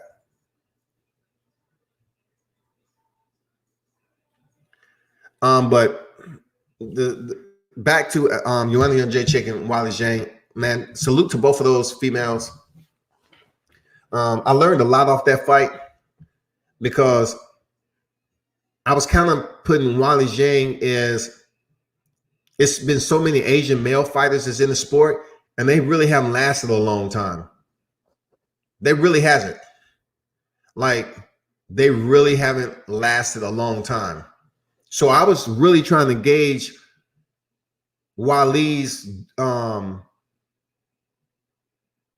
longevity. I wanted to gauge how she was going to look in there with a high-level striker like Joanna. Does she have potential to be a superstar? And she showed that she can bang. She showed that she can switch it up for a takedown. She showed that she has versatility to her game. I like it. I like what she did and gave Joanna. I did. I liked it. She didn't back down. She wasn't sitting up there waiting around like Yoel Romero and freaking Adesanya. It was none of that shit. She was in there to fight. She was in there to defend, and she did a damn good job doing it. I enjoyed that freaking fight. Another fight I enjoyed was Kownacki fighting against Sean O'Malley. Sugar Sean O'Malley. He was out of the sport. He had a foot injury. Then he popped dirty somehow with a banned substance. I seen him on the Contender Series before he even came in the UFC. I saw the fight when it happened, when Dana White selected him. I mean, the dude, I was saying, like, he's a little reckless, but he's entertaining. This guy's going to be in the UFC. Since then, man, O'Malley's shown that he's a different type of dude. He kind of gives me that Brian T. City Ortega vibe. You know what I'm saying? Very cool, collective, have their own little swag about them. Not too talkative, but very, very lethal. Unfortunately for Brian T. City, you know, he got destroyed by Max Holloway and he had some injuries. But for Sean O'Malley, somewhat similar. He's coming off a foot injury, but he went in there with Kownacki and he finished him in dominating fashion. Not only is O'Malley showing that he can stand up and strike, but a lot of fighters ain't trying to go to the ground with this dude. His jiu-jitsu game is to be respected. I like that. You know, he's a tall, slender striker, man, that he doesn't give off that aura that he's an imposing figure.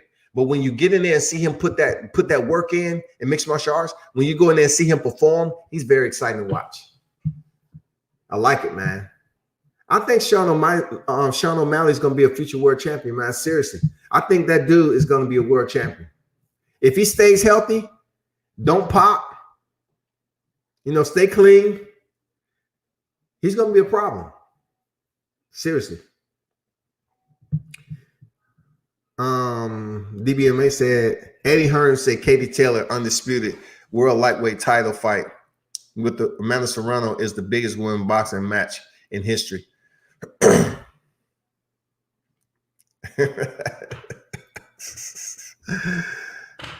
Hey, bro, I had to just laugh at that, man. You know, I got so much congestion.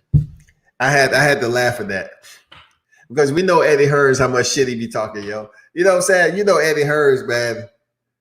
Seriously, Eddie Hearns, he just be selling it, man. And you know, of all the criticism I do give him on the point, he is a respectable business dude. Real talk, you know. But he talk a lot of shit. He puts so much shit out here on the media and be contradicting himself that no one wants to hold this man to the fire because they feel that they're going to meet him one day, especially if they media. Man, I get so much U.S. media, man, be trying to get close to Eddie Hearns, man, and kiss his ass and everything. Say, nah, I don't care if I never interview Joshua or them. I mean, unless you come over to the U.S. again, and we're still not going to get an interview because we already seen what happened in NYC. But back to them being the biggest freaking boxing match in women's history. That shit is hilarious to me. I ain't gonna lie. That shit is hilarious. When I first heard it, it's just so freaking funny.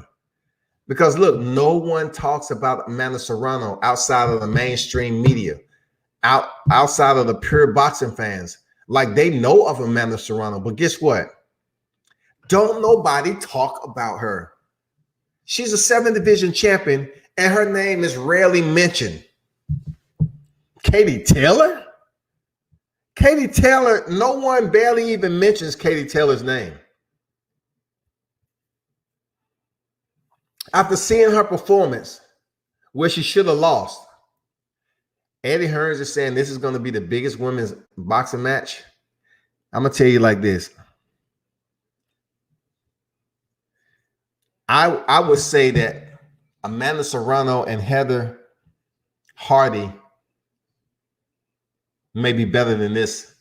Just because you're going for history doesn't make it a sight. I think Amanda Serrano facing Heather Hardy, because Heather Hardy is about that business, though. Heather Hardy, cross-thread mixed martial artist, she's about that smoke. I would say their fight won't even supersede the performance of Amanda Serrano, Heather Hardy.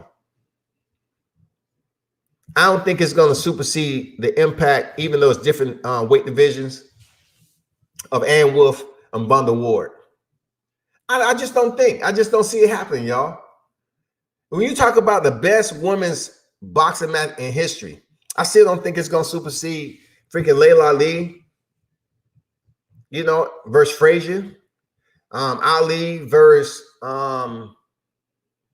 Chrissy Martin. I mean, I just don't see it being elevated to a status of being the best women's boxing match ever. I just think Eddie Hearn's out here selling about. There's so many women out here that's more entertaining. Just look at the Franchon Cruz DeZern when she was in there against Ivana Jimenez. That fight was entertaining. Even though I had my reservations about what I was looking at, you know what I'm saying? Franchon is tough as shit. But I was seeing a person in there that just looked a little bit out the composite that I'm used to seeing in the women's division. I say something is wrong with this female. Like, she looked a little bit too strong to me. And she ended up popping. She ended up popping on both samples. On top of sounding like a man, looking like a man. Call it for what it is. Fair is fair. If you pop dirty, come off that WBC strap. Have you heard anything about it? Have you heard too much about it? No, right? But anyway, Amanda Serrano to me is just not an exciting fighter. I'm just gonna be real. These two together, they don't give me that. I'm tuning in to watch this. Like, at least we were delayed in watching Carissa Shields, go in there and face Habashin. You know what I'm saying? At least we was anticipating what happened in Flint, Michigan, the aftermath, and then the wait, get back in training camp, sign the fight again. Habashin, she gave us just enough to say, okay, I'm going to give Carissa Shields a run for her money. And I don't think Amanda Serrano and Katie Taylor is going to be better than that. Habashin and Shields. I don't think so. People. I don't think that's going to be better than that fight. But once again, like I told you, I think Eddie Hearns is just here to, sell the fight, man. That's what he does. That shit is hilarious. Amanda Serrano, man, Amanda Serrano reminds me of Kevin Kelly, y'all. She doesn't have that it factor when it comes to freaking boxing. She may be a 7th division champion, but you need the Carissa Shields charisma to sell a fight. Forget all that, you need to have class. You need to have this, that. In boxing, trash talking sales, social media sales, all that shit sells. The shit that Ryan Garcia is doing, is selling. You know what I'm saying? Ryan Garcia doesn't talk a lot of trash, but he talks trash. Ryan Garcia fans respect him a different way because of how he go about talking his trash, the way, his persona is, how cool he go about it. The same with Devin Haney and all of them. Shakur Stevenson, they have a different type of swag about them, man, the way they approach the game. Amanda, she don't have no type of freaking nothing. I mean, she's a very, very boring person to me.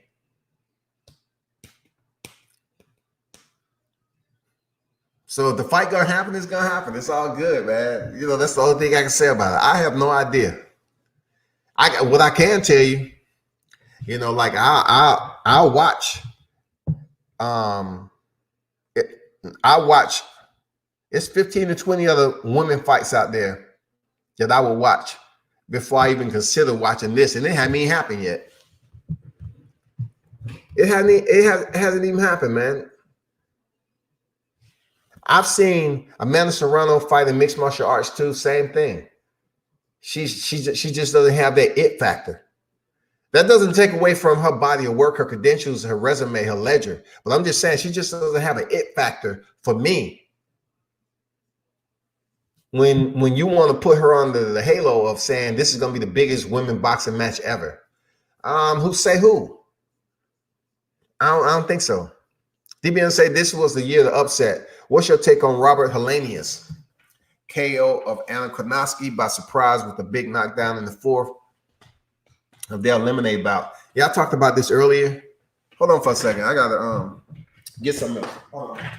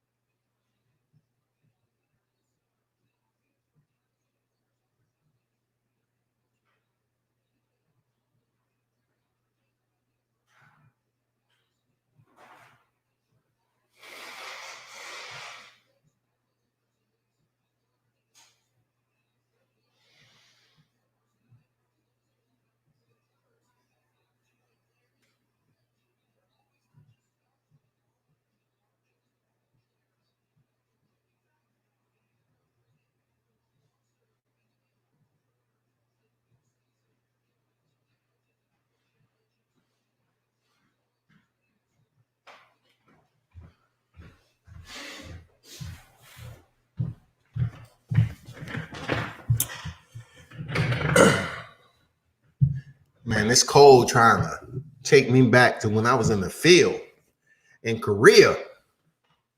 Raining, cold as shit. But back to your question, that DBMA, everybody who's tuning in, appreciate it. Hey, hit that thumbs up button. You know, we got to fight through it. You know what I'm saying? I got to fight through the cold and everything, man. That's what it's about. I said earlier about Helenius, man. He's the type of individual that caught us all off guard. He had the experience, of course. He had 3 defeats already. But when it comes down to last night, I think Kownacki really thought, I know somebody else on here said that he took him for granted. You know, he underestimated him. Kownacki had the wrong game plan going in there against Helenius. Helenius was tall, he was game, and that was a problem. That was a problem. Adam, what the hell?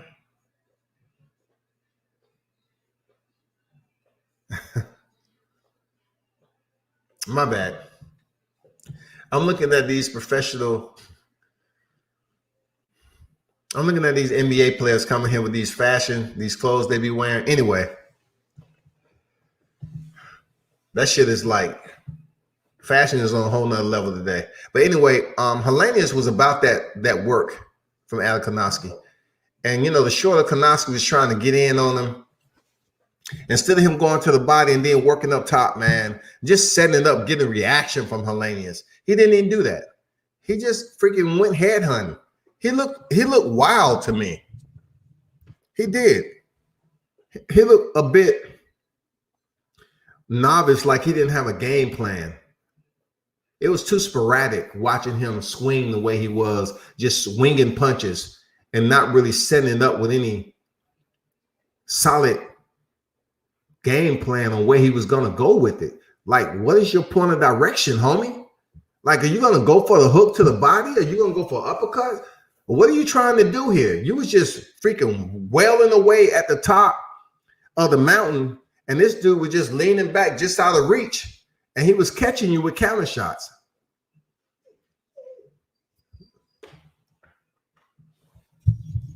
Come here. Come here. Come here, girl. Come here.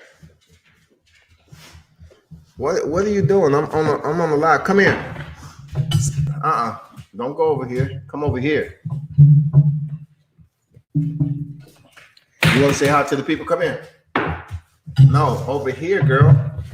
Here, up. Say hi to the people. Say hi to the people. Look. Say hi to the people. Say hey. Say hey. You gotta say hi to the people. Look. You gotta say hi to the people. Say look. Look. Talk boxing. What you know about boxing? Can you read the comments right quick? Read the comments below. Read the comments. Read the last comments down there. See? Right there. You're not performing up to standards today, okay? So do you want to go back outside to the tree? Or do you want to remain a house dog? Because this is a boxing freaking podcast. Read the dang comments. Read it. You don't know? Don't know about your business, girl. That's my service dog. She up here wants attention.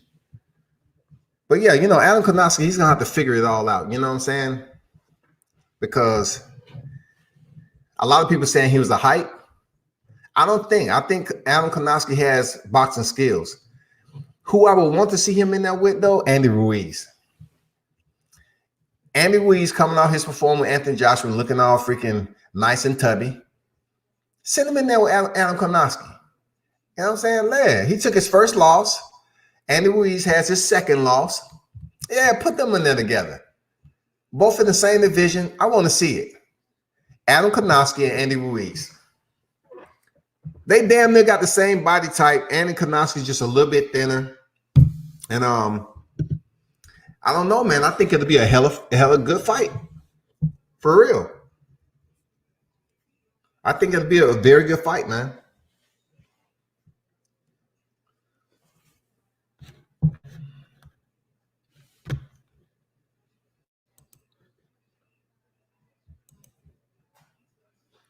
I want to read something right quick.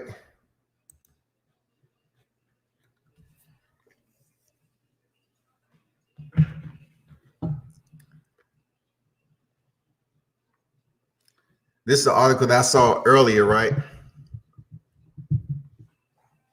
About F.A. Jogba. This is what F.A. Jogba said. I knew it was only a matter of time before he put this out here and say something like this. I don't think it's feasible for him to say this. I mean, he may feel it within his heart of hearts and his soul, but check this out. This is what F.A. Jogba was saying in relation to yesterday.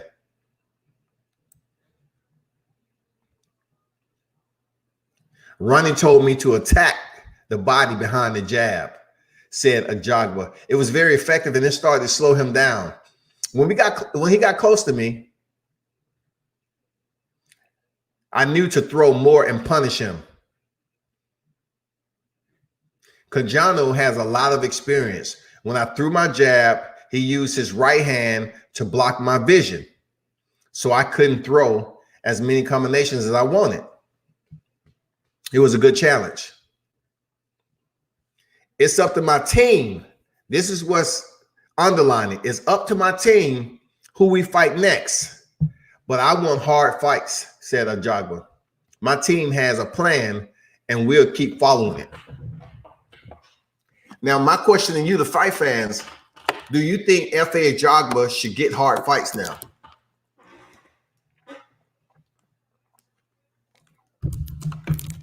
The way he looked on his fight previously was a guy who had a different style than Cajano. Cajano gave F.A. Jogba a different style right there in front of him, stationary, lacked mobility, and he was able to get off and shine. Do you think it's reasonable for F.A. Jogba to say, I want harder fights?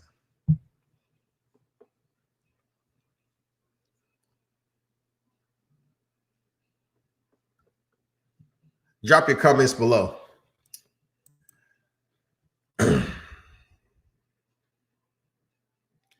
DBMA said updated J-Chick and Wiley were taken straight to the hospital after the bout.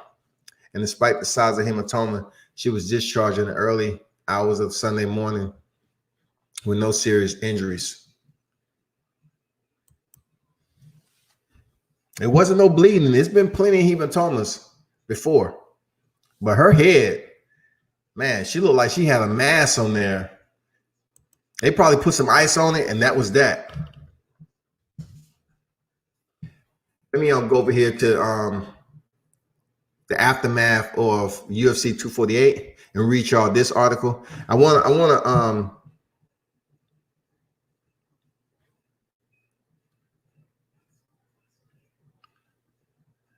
you know, Paulo Costa was the guy who defeated Yoel Romero before this fight, right? And I just want to kind of touch bases and tell you, you know, this is a person who may indeed step in there with Adesanya next.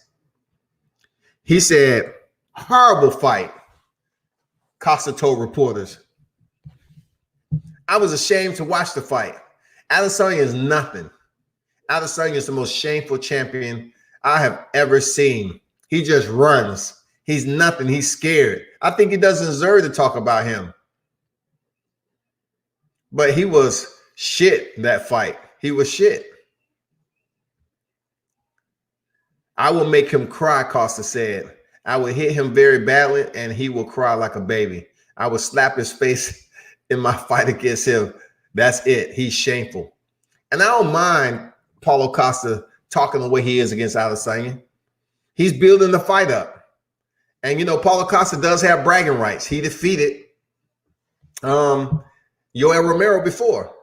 So he does have bragging rights to come in here and talk about Adesanya and how he looked.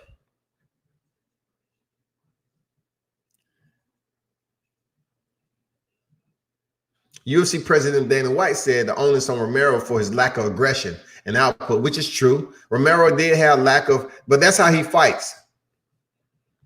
Costa disagreed, though, and thought Romero potentially did enough to win by holding the center of the octagon more over the course of 25 minutes.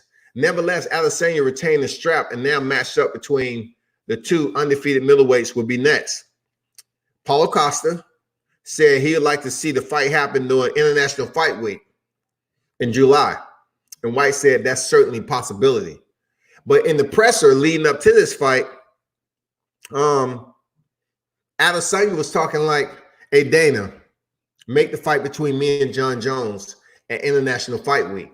So which one is it going to be? Which would sell more tickets? Him moving up to 205 to face John Jones, or seeing his performance in here with Yoel Romero and saying, maybe I should stay my ass in middleweight and face Paulo Costa? I think the latter. I think he should face Paulo Costa and then step up to fight John Jones. That's just my opinion. But appreciate the input, DBMA. I'm about to read another article.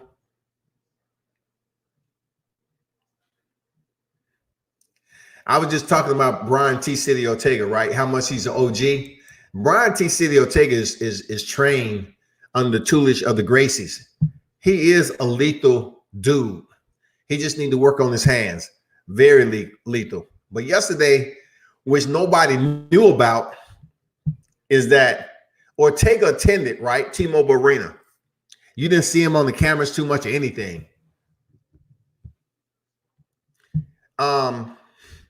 He was in the company of Chung Sung Jung, lead us Korean zombie, accompanied by a Korean rapper, Jay Park, in the fighter section of the floor seats.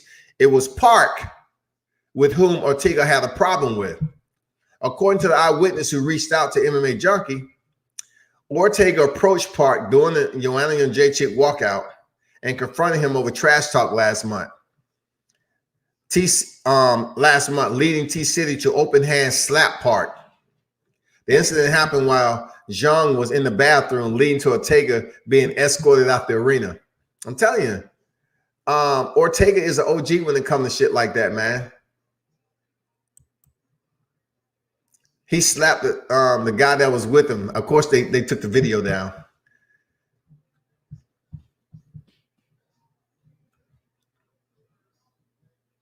Other people was there. Alexander Volkanovski. He's the new featherweight champion. He defeated Max Holloway. Not a big name. I mean, hey. But the one everybody want to see is Khabib Nurmagomedov and Tony Ferguson. But back to what I was saying. Here's Adesanya's post-fight.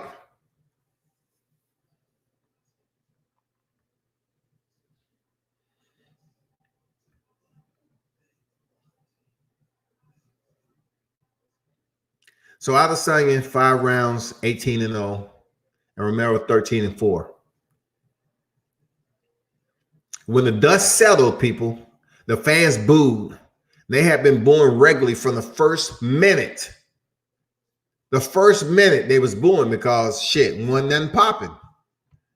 At a news conference after the event, Adesanya admitted it wasn't the kind of fight he wanted to be involved in, but he wasn't too hard on himself considering he didn't think he was to blame. Of course you're not. This is the words from Adesanya.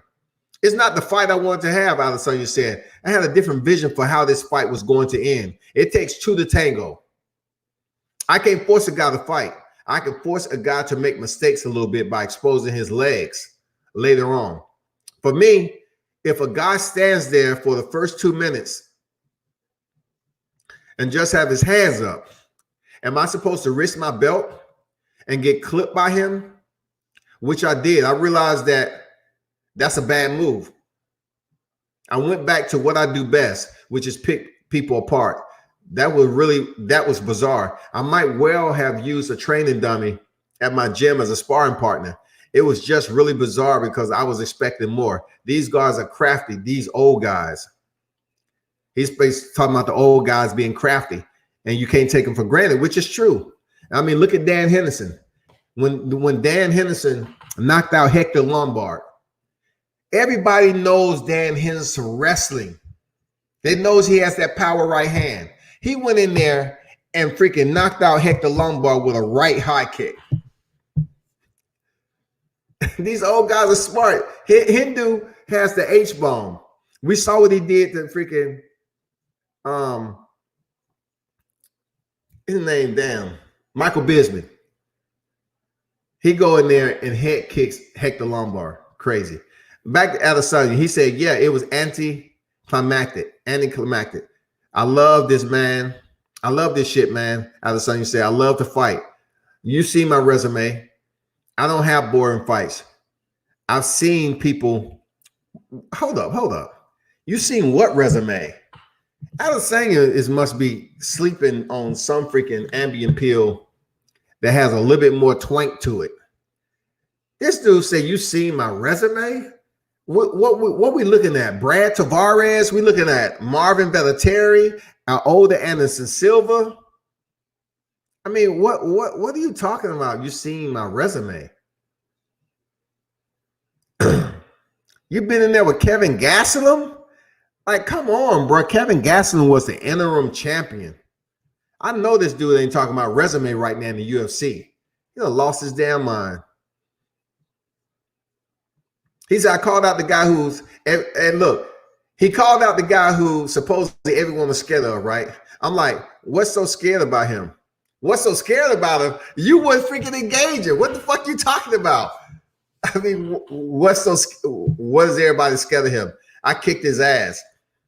I kicked him over and over again. It was not still. He was a human and he acts like he's not. I definitely lost respect for him. I definitely lost respect for what I thought was going to be a really difficult challenge to overcome. Man, come on, man. You could have did more. Both of them could have did more. Real talk. Now, getting back to DBMA,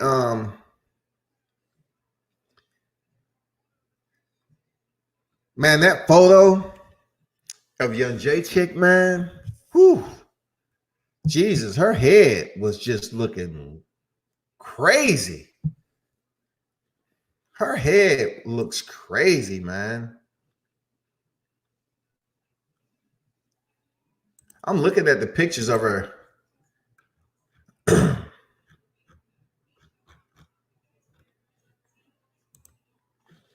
I'm about to put this picture up here right quick.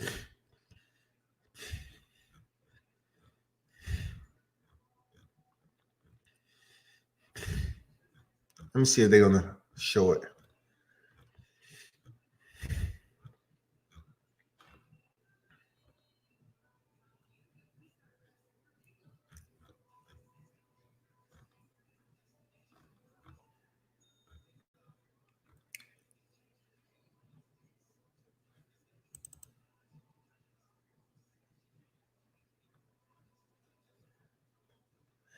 I'll show you this picture.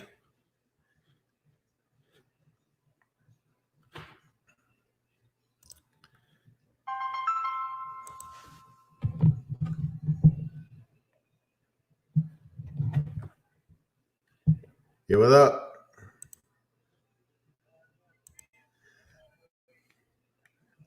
Hey, let me hit you back in 5 minutes, man. I'm live right now. I'm about to finish it up. All right, cool.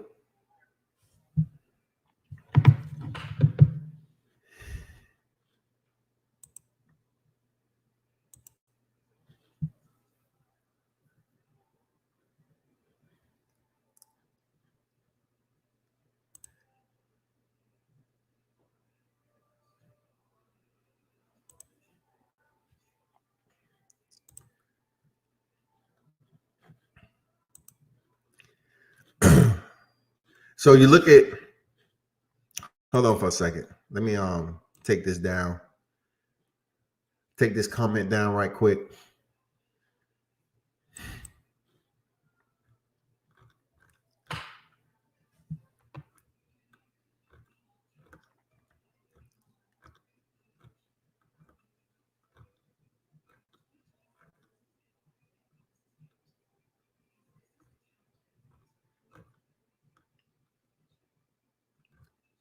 It's amazing they don't have any before photos of young J Chick. They just have it of the champ. From what I see, why, I do not know. But let me just take you back to the picture of the way her head looked. This is an abnormality that you rarely see. Real talk. Like, look how big Joanna's forehead is. Like, she doesn't even look like the same person. Like, the real talk, if I'm looking at an injury like this or swelling, I would think it's from a knee, elbow, ground and pound, something continuous blunt force trauma. A shin kick to the head. I don't know. But for her forehead to swell up the way it did, she's been in some battles, and I've never seen her forehead swell up like that before. I've never seen that before. Like, you look at this right here.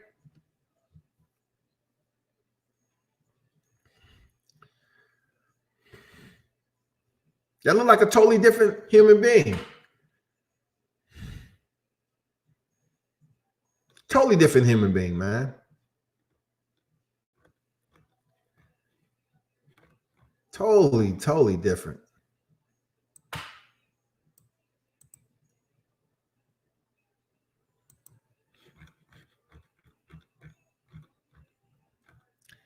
And by the way, this is MMA Junkie. I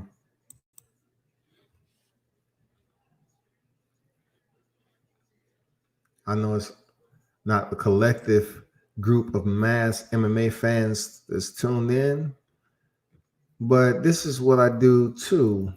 Talk about boxing and mixed martial arts and grappling aspect. DBMA said Nurmagomedov 28-0. UFC lightweight champion Ferguson 25-3. What's your take on this matchup? My take on this matchup with Khabib Nurmagomedov is this. They supposed to have a fault in 2018, 2017, 2016, and 2015. These two individuals supposed to have a fault. That's real. Let me get back and stop this screen share right quick.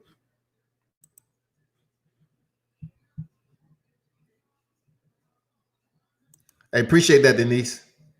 So the question is what I think about Nurmagomedov and Ferguson. The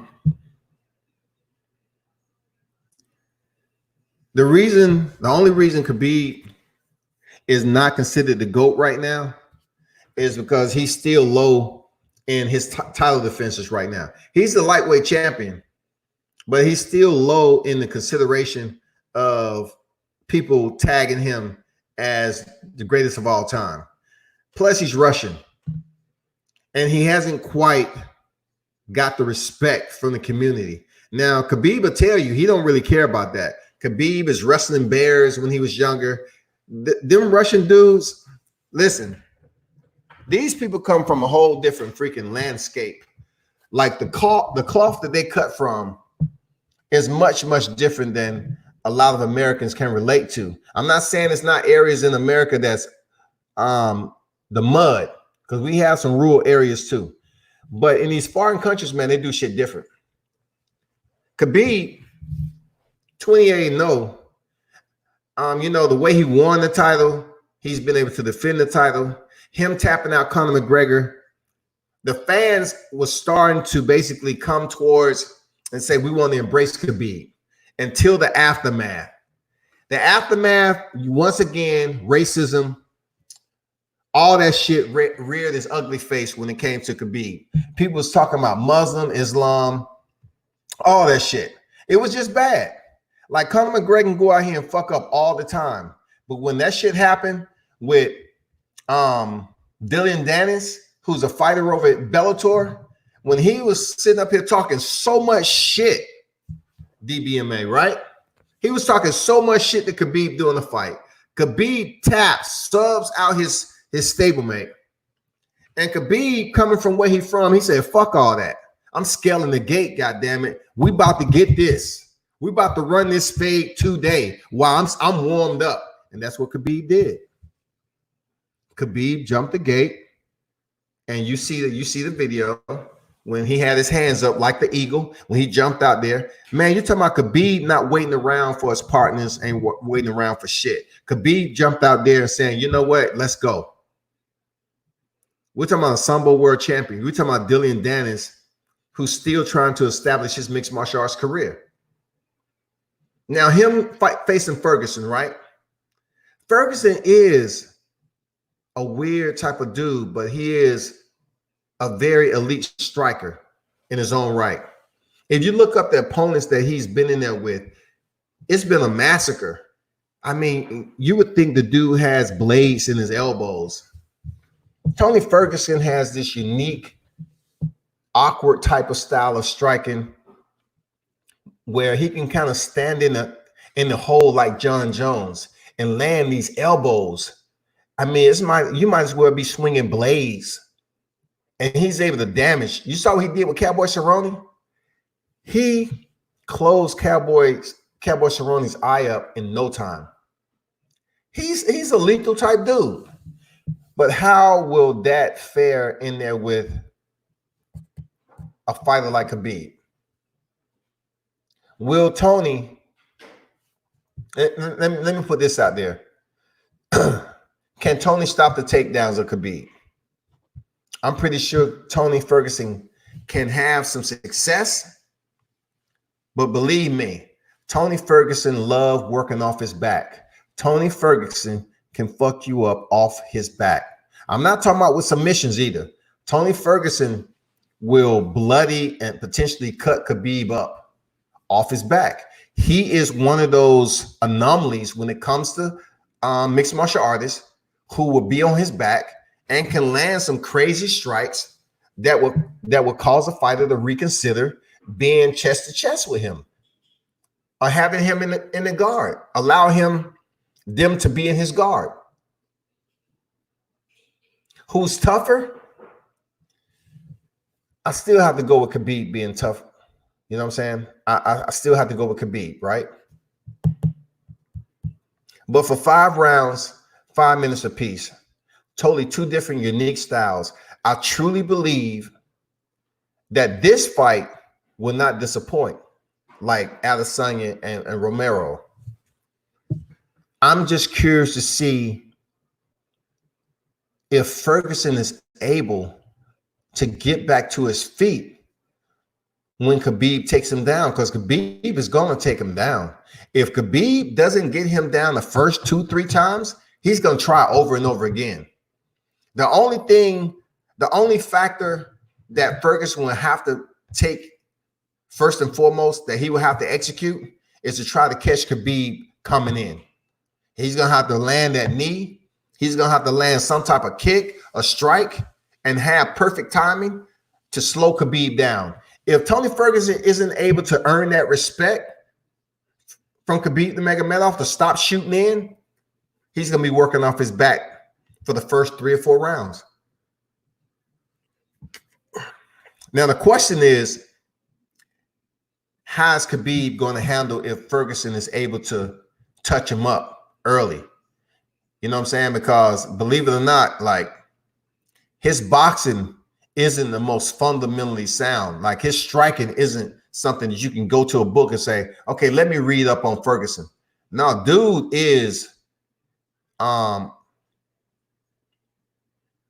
very awkward type of striker. And I do think that it would give Khabib a little bit of problems early on in the fight. But I always tell people this, like, Khabib is a different type of human being. And just because he bleeds, I don't think that's going to have any effect on him coming forward and trying to damn snatch Tony's heart out. I really don't think that's going to be the case. Khabib Nurmagomedov is a savage when it comes to that. Tony Ferguson is a savage. But when you talk about individuals who has that layer of depth that they can dig down there and to snatch a motherfucker heart, these guys are those individuals. But Khabib, in a sense, when he gets you on the ground, he doesn't try to go for a sub. He scooped the legs and he tried to restrict his opponent's right arm so they can't use it to defend themselves, and then he go to punishing your ass. I'm just curious to know how much punishment is the referee going to allow Tony Ferguson to take. I'm curious to see if Tony Ferguson will sit there and go to an all-out brawl with Khabib Nurmagomedov. You know, if put in a submission, will Tony Ferguson tap? We seen Conor McGregor tap. We seen Dustin Poirier go in there and tap to Khabib. And I truly think Tony Ferguson will go to sleep. I think Tony Ferguson will not tap.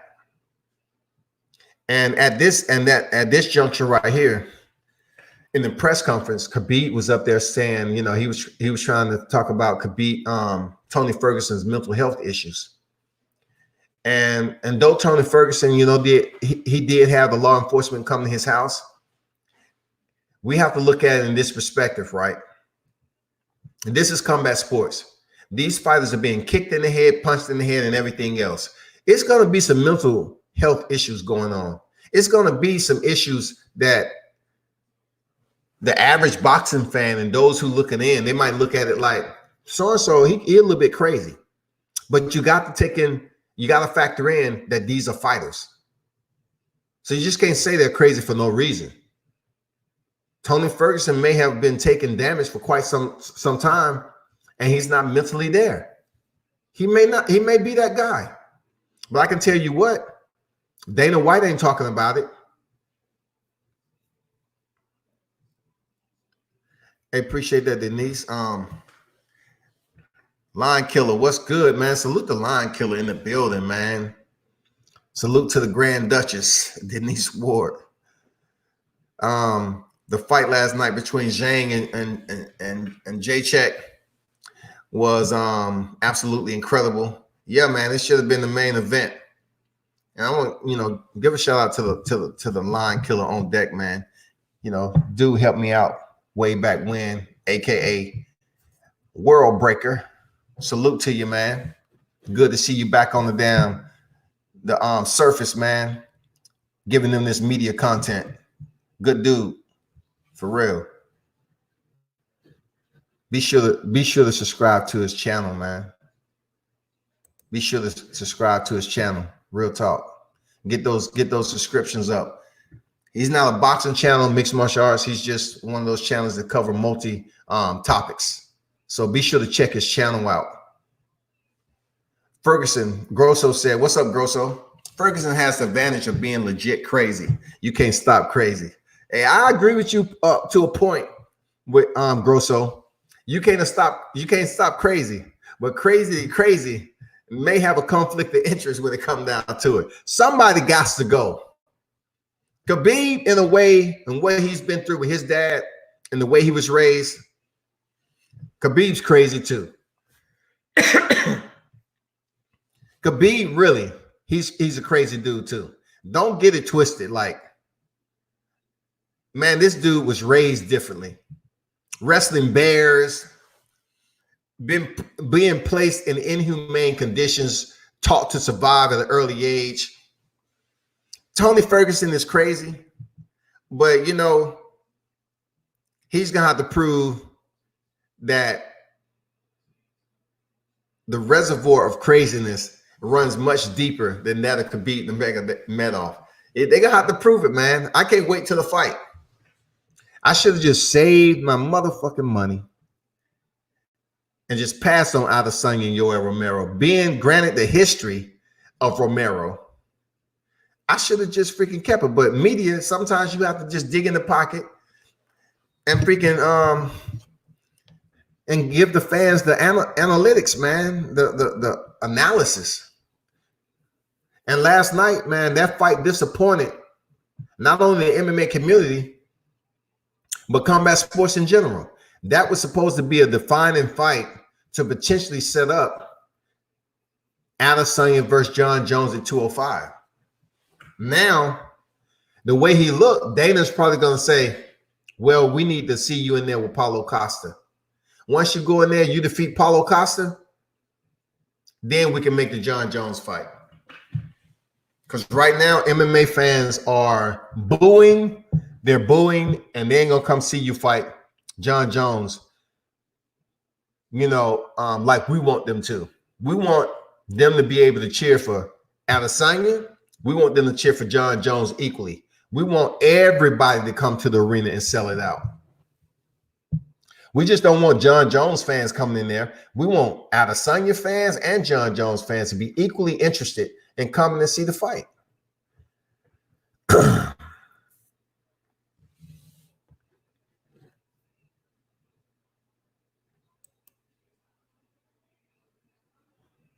But we'll see how that goes, y'all.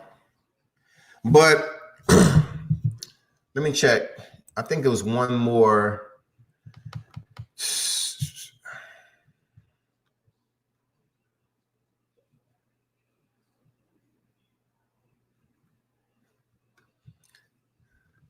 What else though? Was it what was it? Let me go back to where I was before. Before I get out of here, I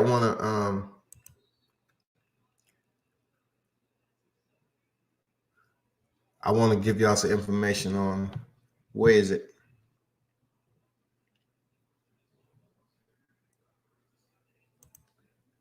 Okay, it was two.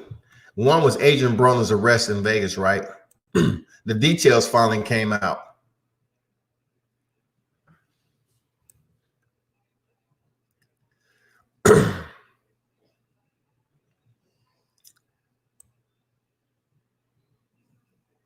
Okay, they're talking about his arrest over at the MGM Grand, right?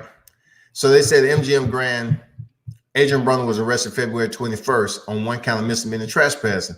The incident took place at the pre-fight weigh-ins of the heavyweight title fight between Tyson Fury and Deontay Wilder. It's unclear as to why Broner was permitted to the MGM grounds, other than talk of running into trouble the last time he was in town.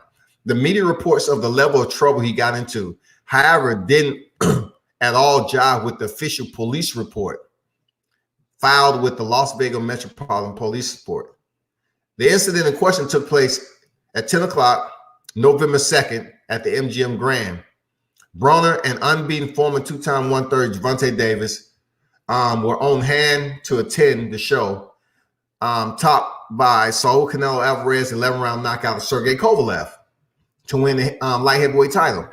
On-site reports alleged that Broner and Davis got into a fight outside of Alvarez's locker room, resulting in Davis' publicist getting caught in the alleged fracas. They go on to say Frank Espinoza refuted the claims, insisted that both boxers was feeling nice, but that was simply removed from the area after attempting to heckle Alvarez stablemate Ryan Garcia. Police reports confirmed the later theory. The two boxers having engaged in a hallway brawl. The awaiting arrest warrant for Broner was due to his reaction to the boxing fan. David Gonzalez alleging that the boxer struck him in the right hand, thus knocking his cell phone down to the ground, which the victim used to record Broner entering the MGM Grand. That's what they're trying to say, not the fact that they were saying Gervonta Davis and Broner was in a fight, was the fact that he knocked the phone out of the fan's hand that was trying to record him. According to the police report, Broner was charged with 1 count of misdemeanor battery not committed with a deadly weapon and no substantial bodily harm to the victim results of a misdemeanor. From there, the citation sat for nearly 4 months before Broner resurfaced in town during the fight week for the big heavyweight title fight. Once seen on site, the 30-year-old Cincinnati native was arrested on the grounds of trespassing and released that evening. The original report was suggested that Mr. Gonzalez had video surveillance of the misdemeanor battery incident. Local authorities do not possess any footage. Local authorities had no footage. So that was one of the APs I wanted to drop on you. And then the next one is, let me find it.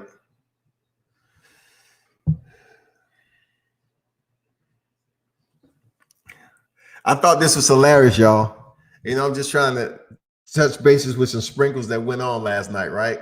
Check this out. This is going to make you fucking laugh, man. Because, you know, it brings me back to Deontay Wilder and Luis Ortiz. You know, Luis Ortiz is a Cuban fighter, right? And when every time he fights Deontay Wilder, he just increases in age like 5 to 10 years. So the Wacko just got outperformed, period. So the Wacko goes in there and says this, y'all. This is going to make you laugh. This is hilarious. He was fighting a Cuban fighter, right? Frank Sanchez. Frank Sanchez, supposed to be 27 years old. This is what the Wacko said. Sanchez listed at age 27, but the Wacko thinks his upcoming opponent comes from a long line of Cuban professional athletes that are believed to be older than they claim. I'm amused, the Wacko mocked Sanchez's listed age during an interview with BoxingScene.com following the press conference. He looks like he's 45 years old. Oh man, these Cuban fighters, man, they can't win for shit, man. The Wacko said he looks like he's 45 years old, man. I'm looking at freaking Sanchez, man. I can't deny the man looks older. There's no way he's 27 years old. As soon as I heard of him and figured out who he is, I knew he wasn't 27. From what I've seen of him, he has a lot of improvements to make, the Wacko said. I know everybody could say that about me. Yeah. But from what I've seen, because I'm fighting him, I've studied him. He has a lot of improvements to make. We'll see what happens. He goes on to say, there's no way he's 27, laughing. Get the fuck out of here. That's what he said. And I just wanted to bring that point. I thought it was kind of hilarious that the Wacko, who was outboxed in a lopsided fight, he would come back with a claim such as this. And it may not be far from the truth, man. You know, this Cuban fighter may be much older than what we giving him credit for. But if he's in his 30s or whatever, it'll start to show, you know, when he continue to fight, it'll start to show. But with the Cubans, man, they have that little crease where they can push some stuff in between and make it disappear. You know, because when they defect over here, it's no history. It's not like we're gonna call up the Cuban consulate. You know what I'm saying? Call up the consulate and say, "Can you please fax me over some birth certificates and some records of Frank Sanchez, please?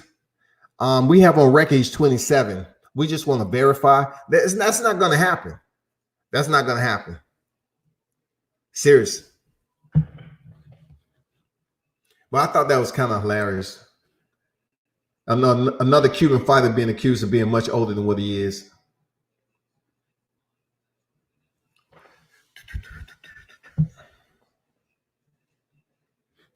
But people, it's been a pleasure to come in here, man. I'm on the weather, real talk. It would have been much longer, but I have to go take care, you know, some stuff that's going on. This weather down here, it was raining, and then all of a sudden the sun is out. So you know what happened when the sun comes out after it's been raining? Shit started to go left. All the gases and everything start coming up, and the air is all screwed up, man, and people start getting sick. On top of all the coronaviruses, the cases that are going on in the US now.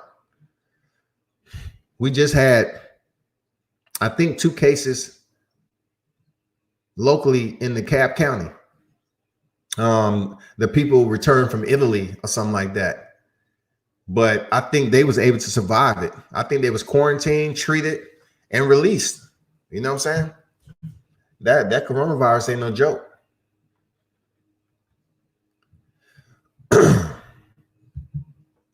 But check this out, people. Do me a favor and subscribe to the channel. As always, subscribe to the channel. I definitely need to get subscribers up. Like I tell you all the time, I just need to make you understand how important it is to get the subscribers up, because we live in a boxing media, mixed martial arts or whatever. They look at your channels. They look at your media outlets and segues. Believe it or not, it's more about the virtual reality of who you're able to reach, vice the work that you actually putting in on site. That's real. Like, they want to know this day and time, how many people can you reach on your social media outlets. So I need you to, you know, pass the word, subscribe to the channel, man. And, you know, hopefully we'll be back real soon on some news, you know, that I'm waiting on. And also, we're going to have some more exciting fights. Don't worry about what you're seeing in the UFC. If you don't support mixed martial arts, well, hopefully you'll tune in enough to the point where I can persuade you to, you know, tune in when I'm talking about it. Because I can always tell when the boxing fans is on here, and then I start talking about mixed martial arts, they start to disappear. You have to stay on here so you can learn about both sides of the primary combat sports, man. It's fun. It's real fun, especially if I'm talking about it. But, you know, follow me on IG. I truly appreciate it. And turn up and tune in to World Combat Sports. Salute.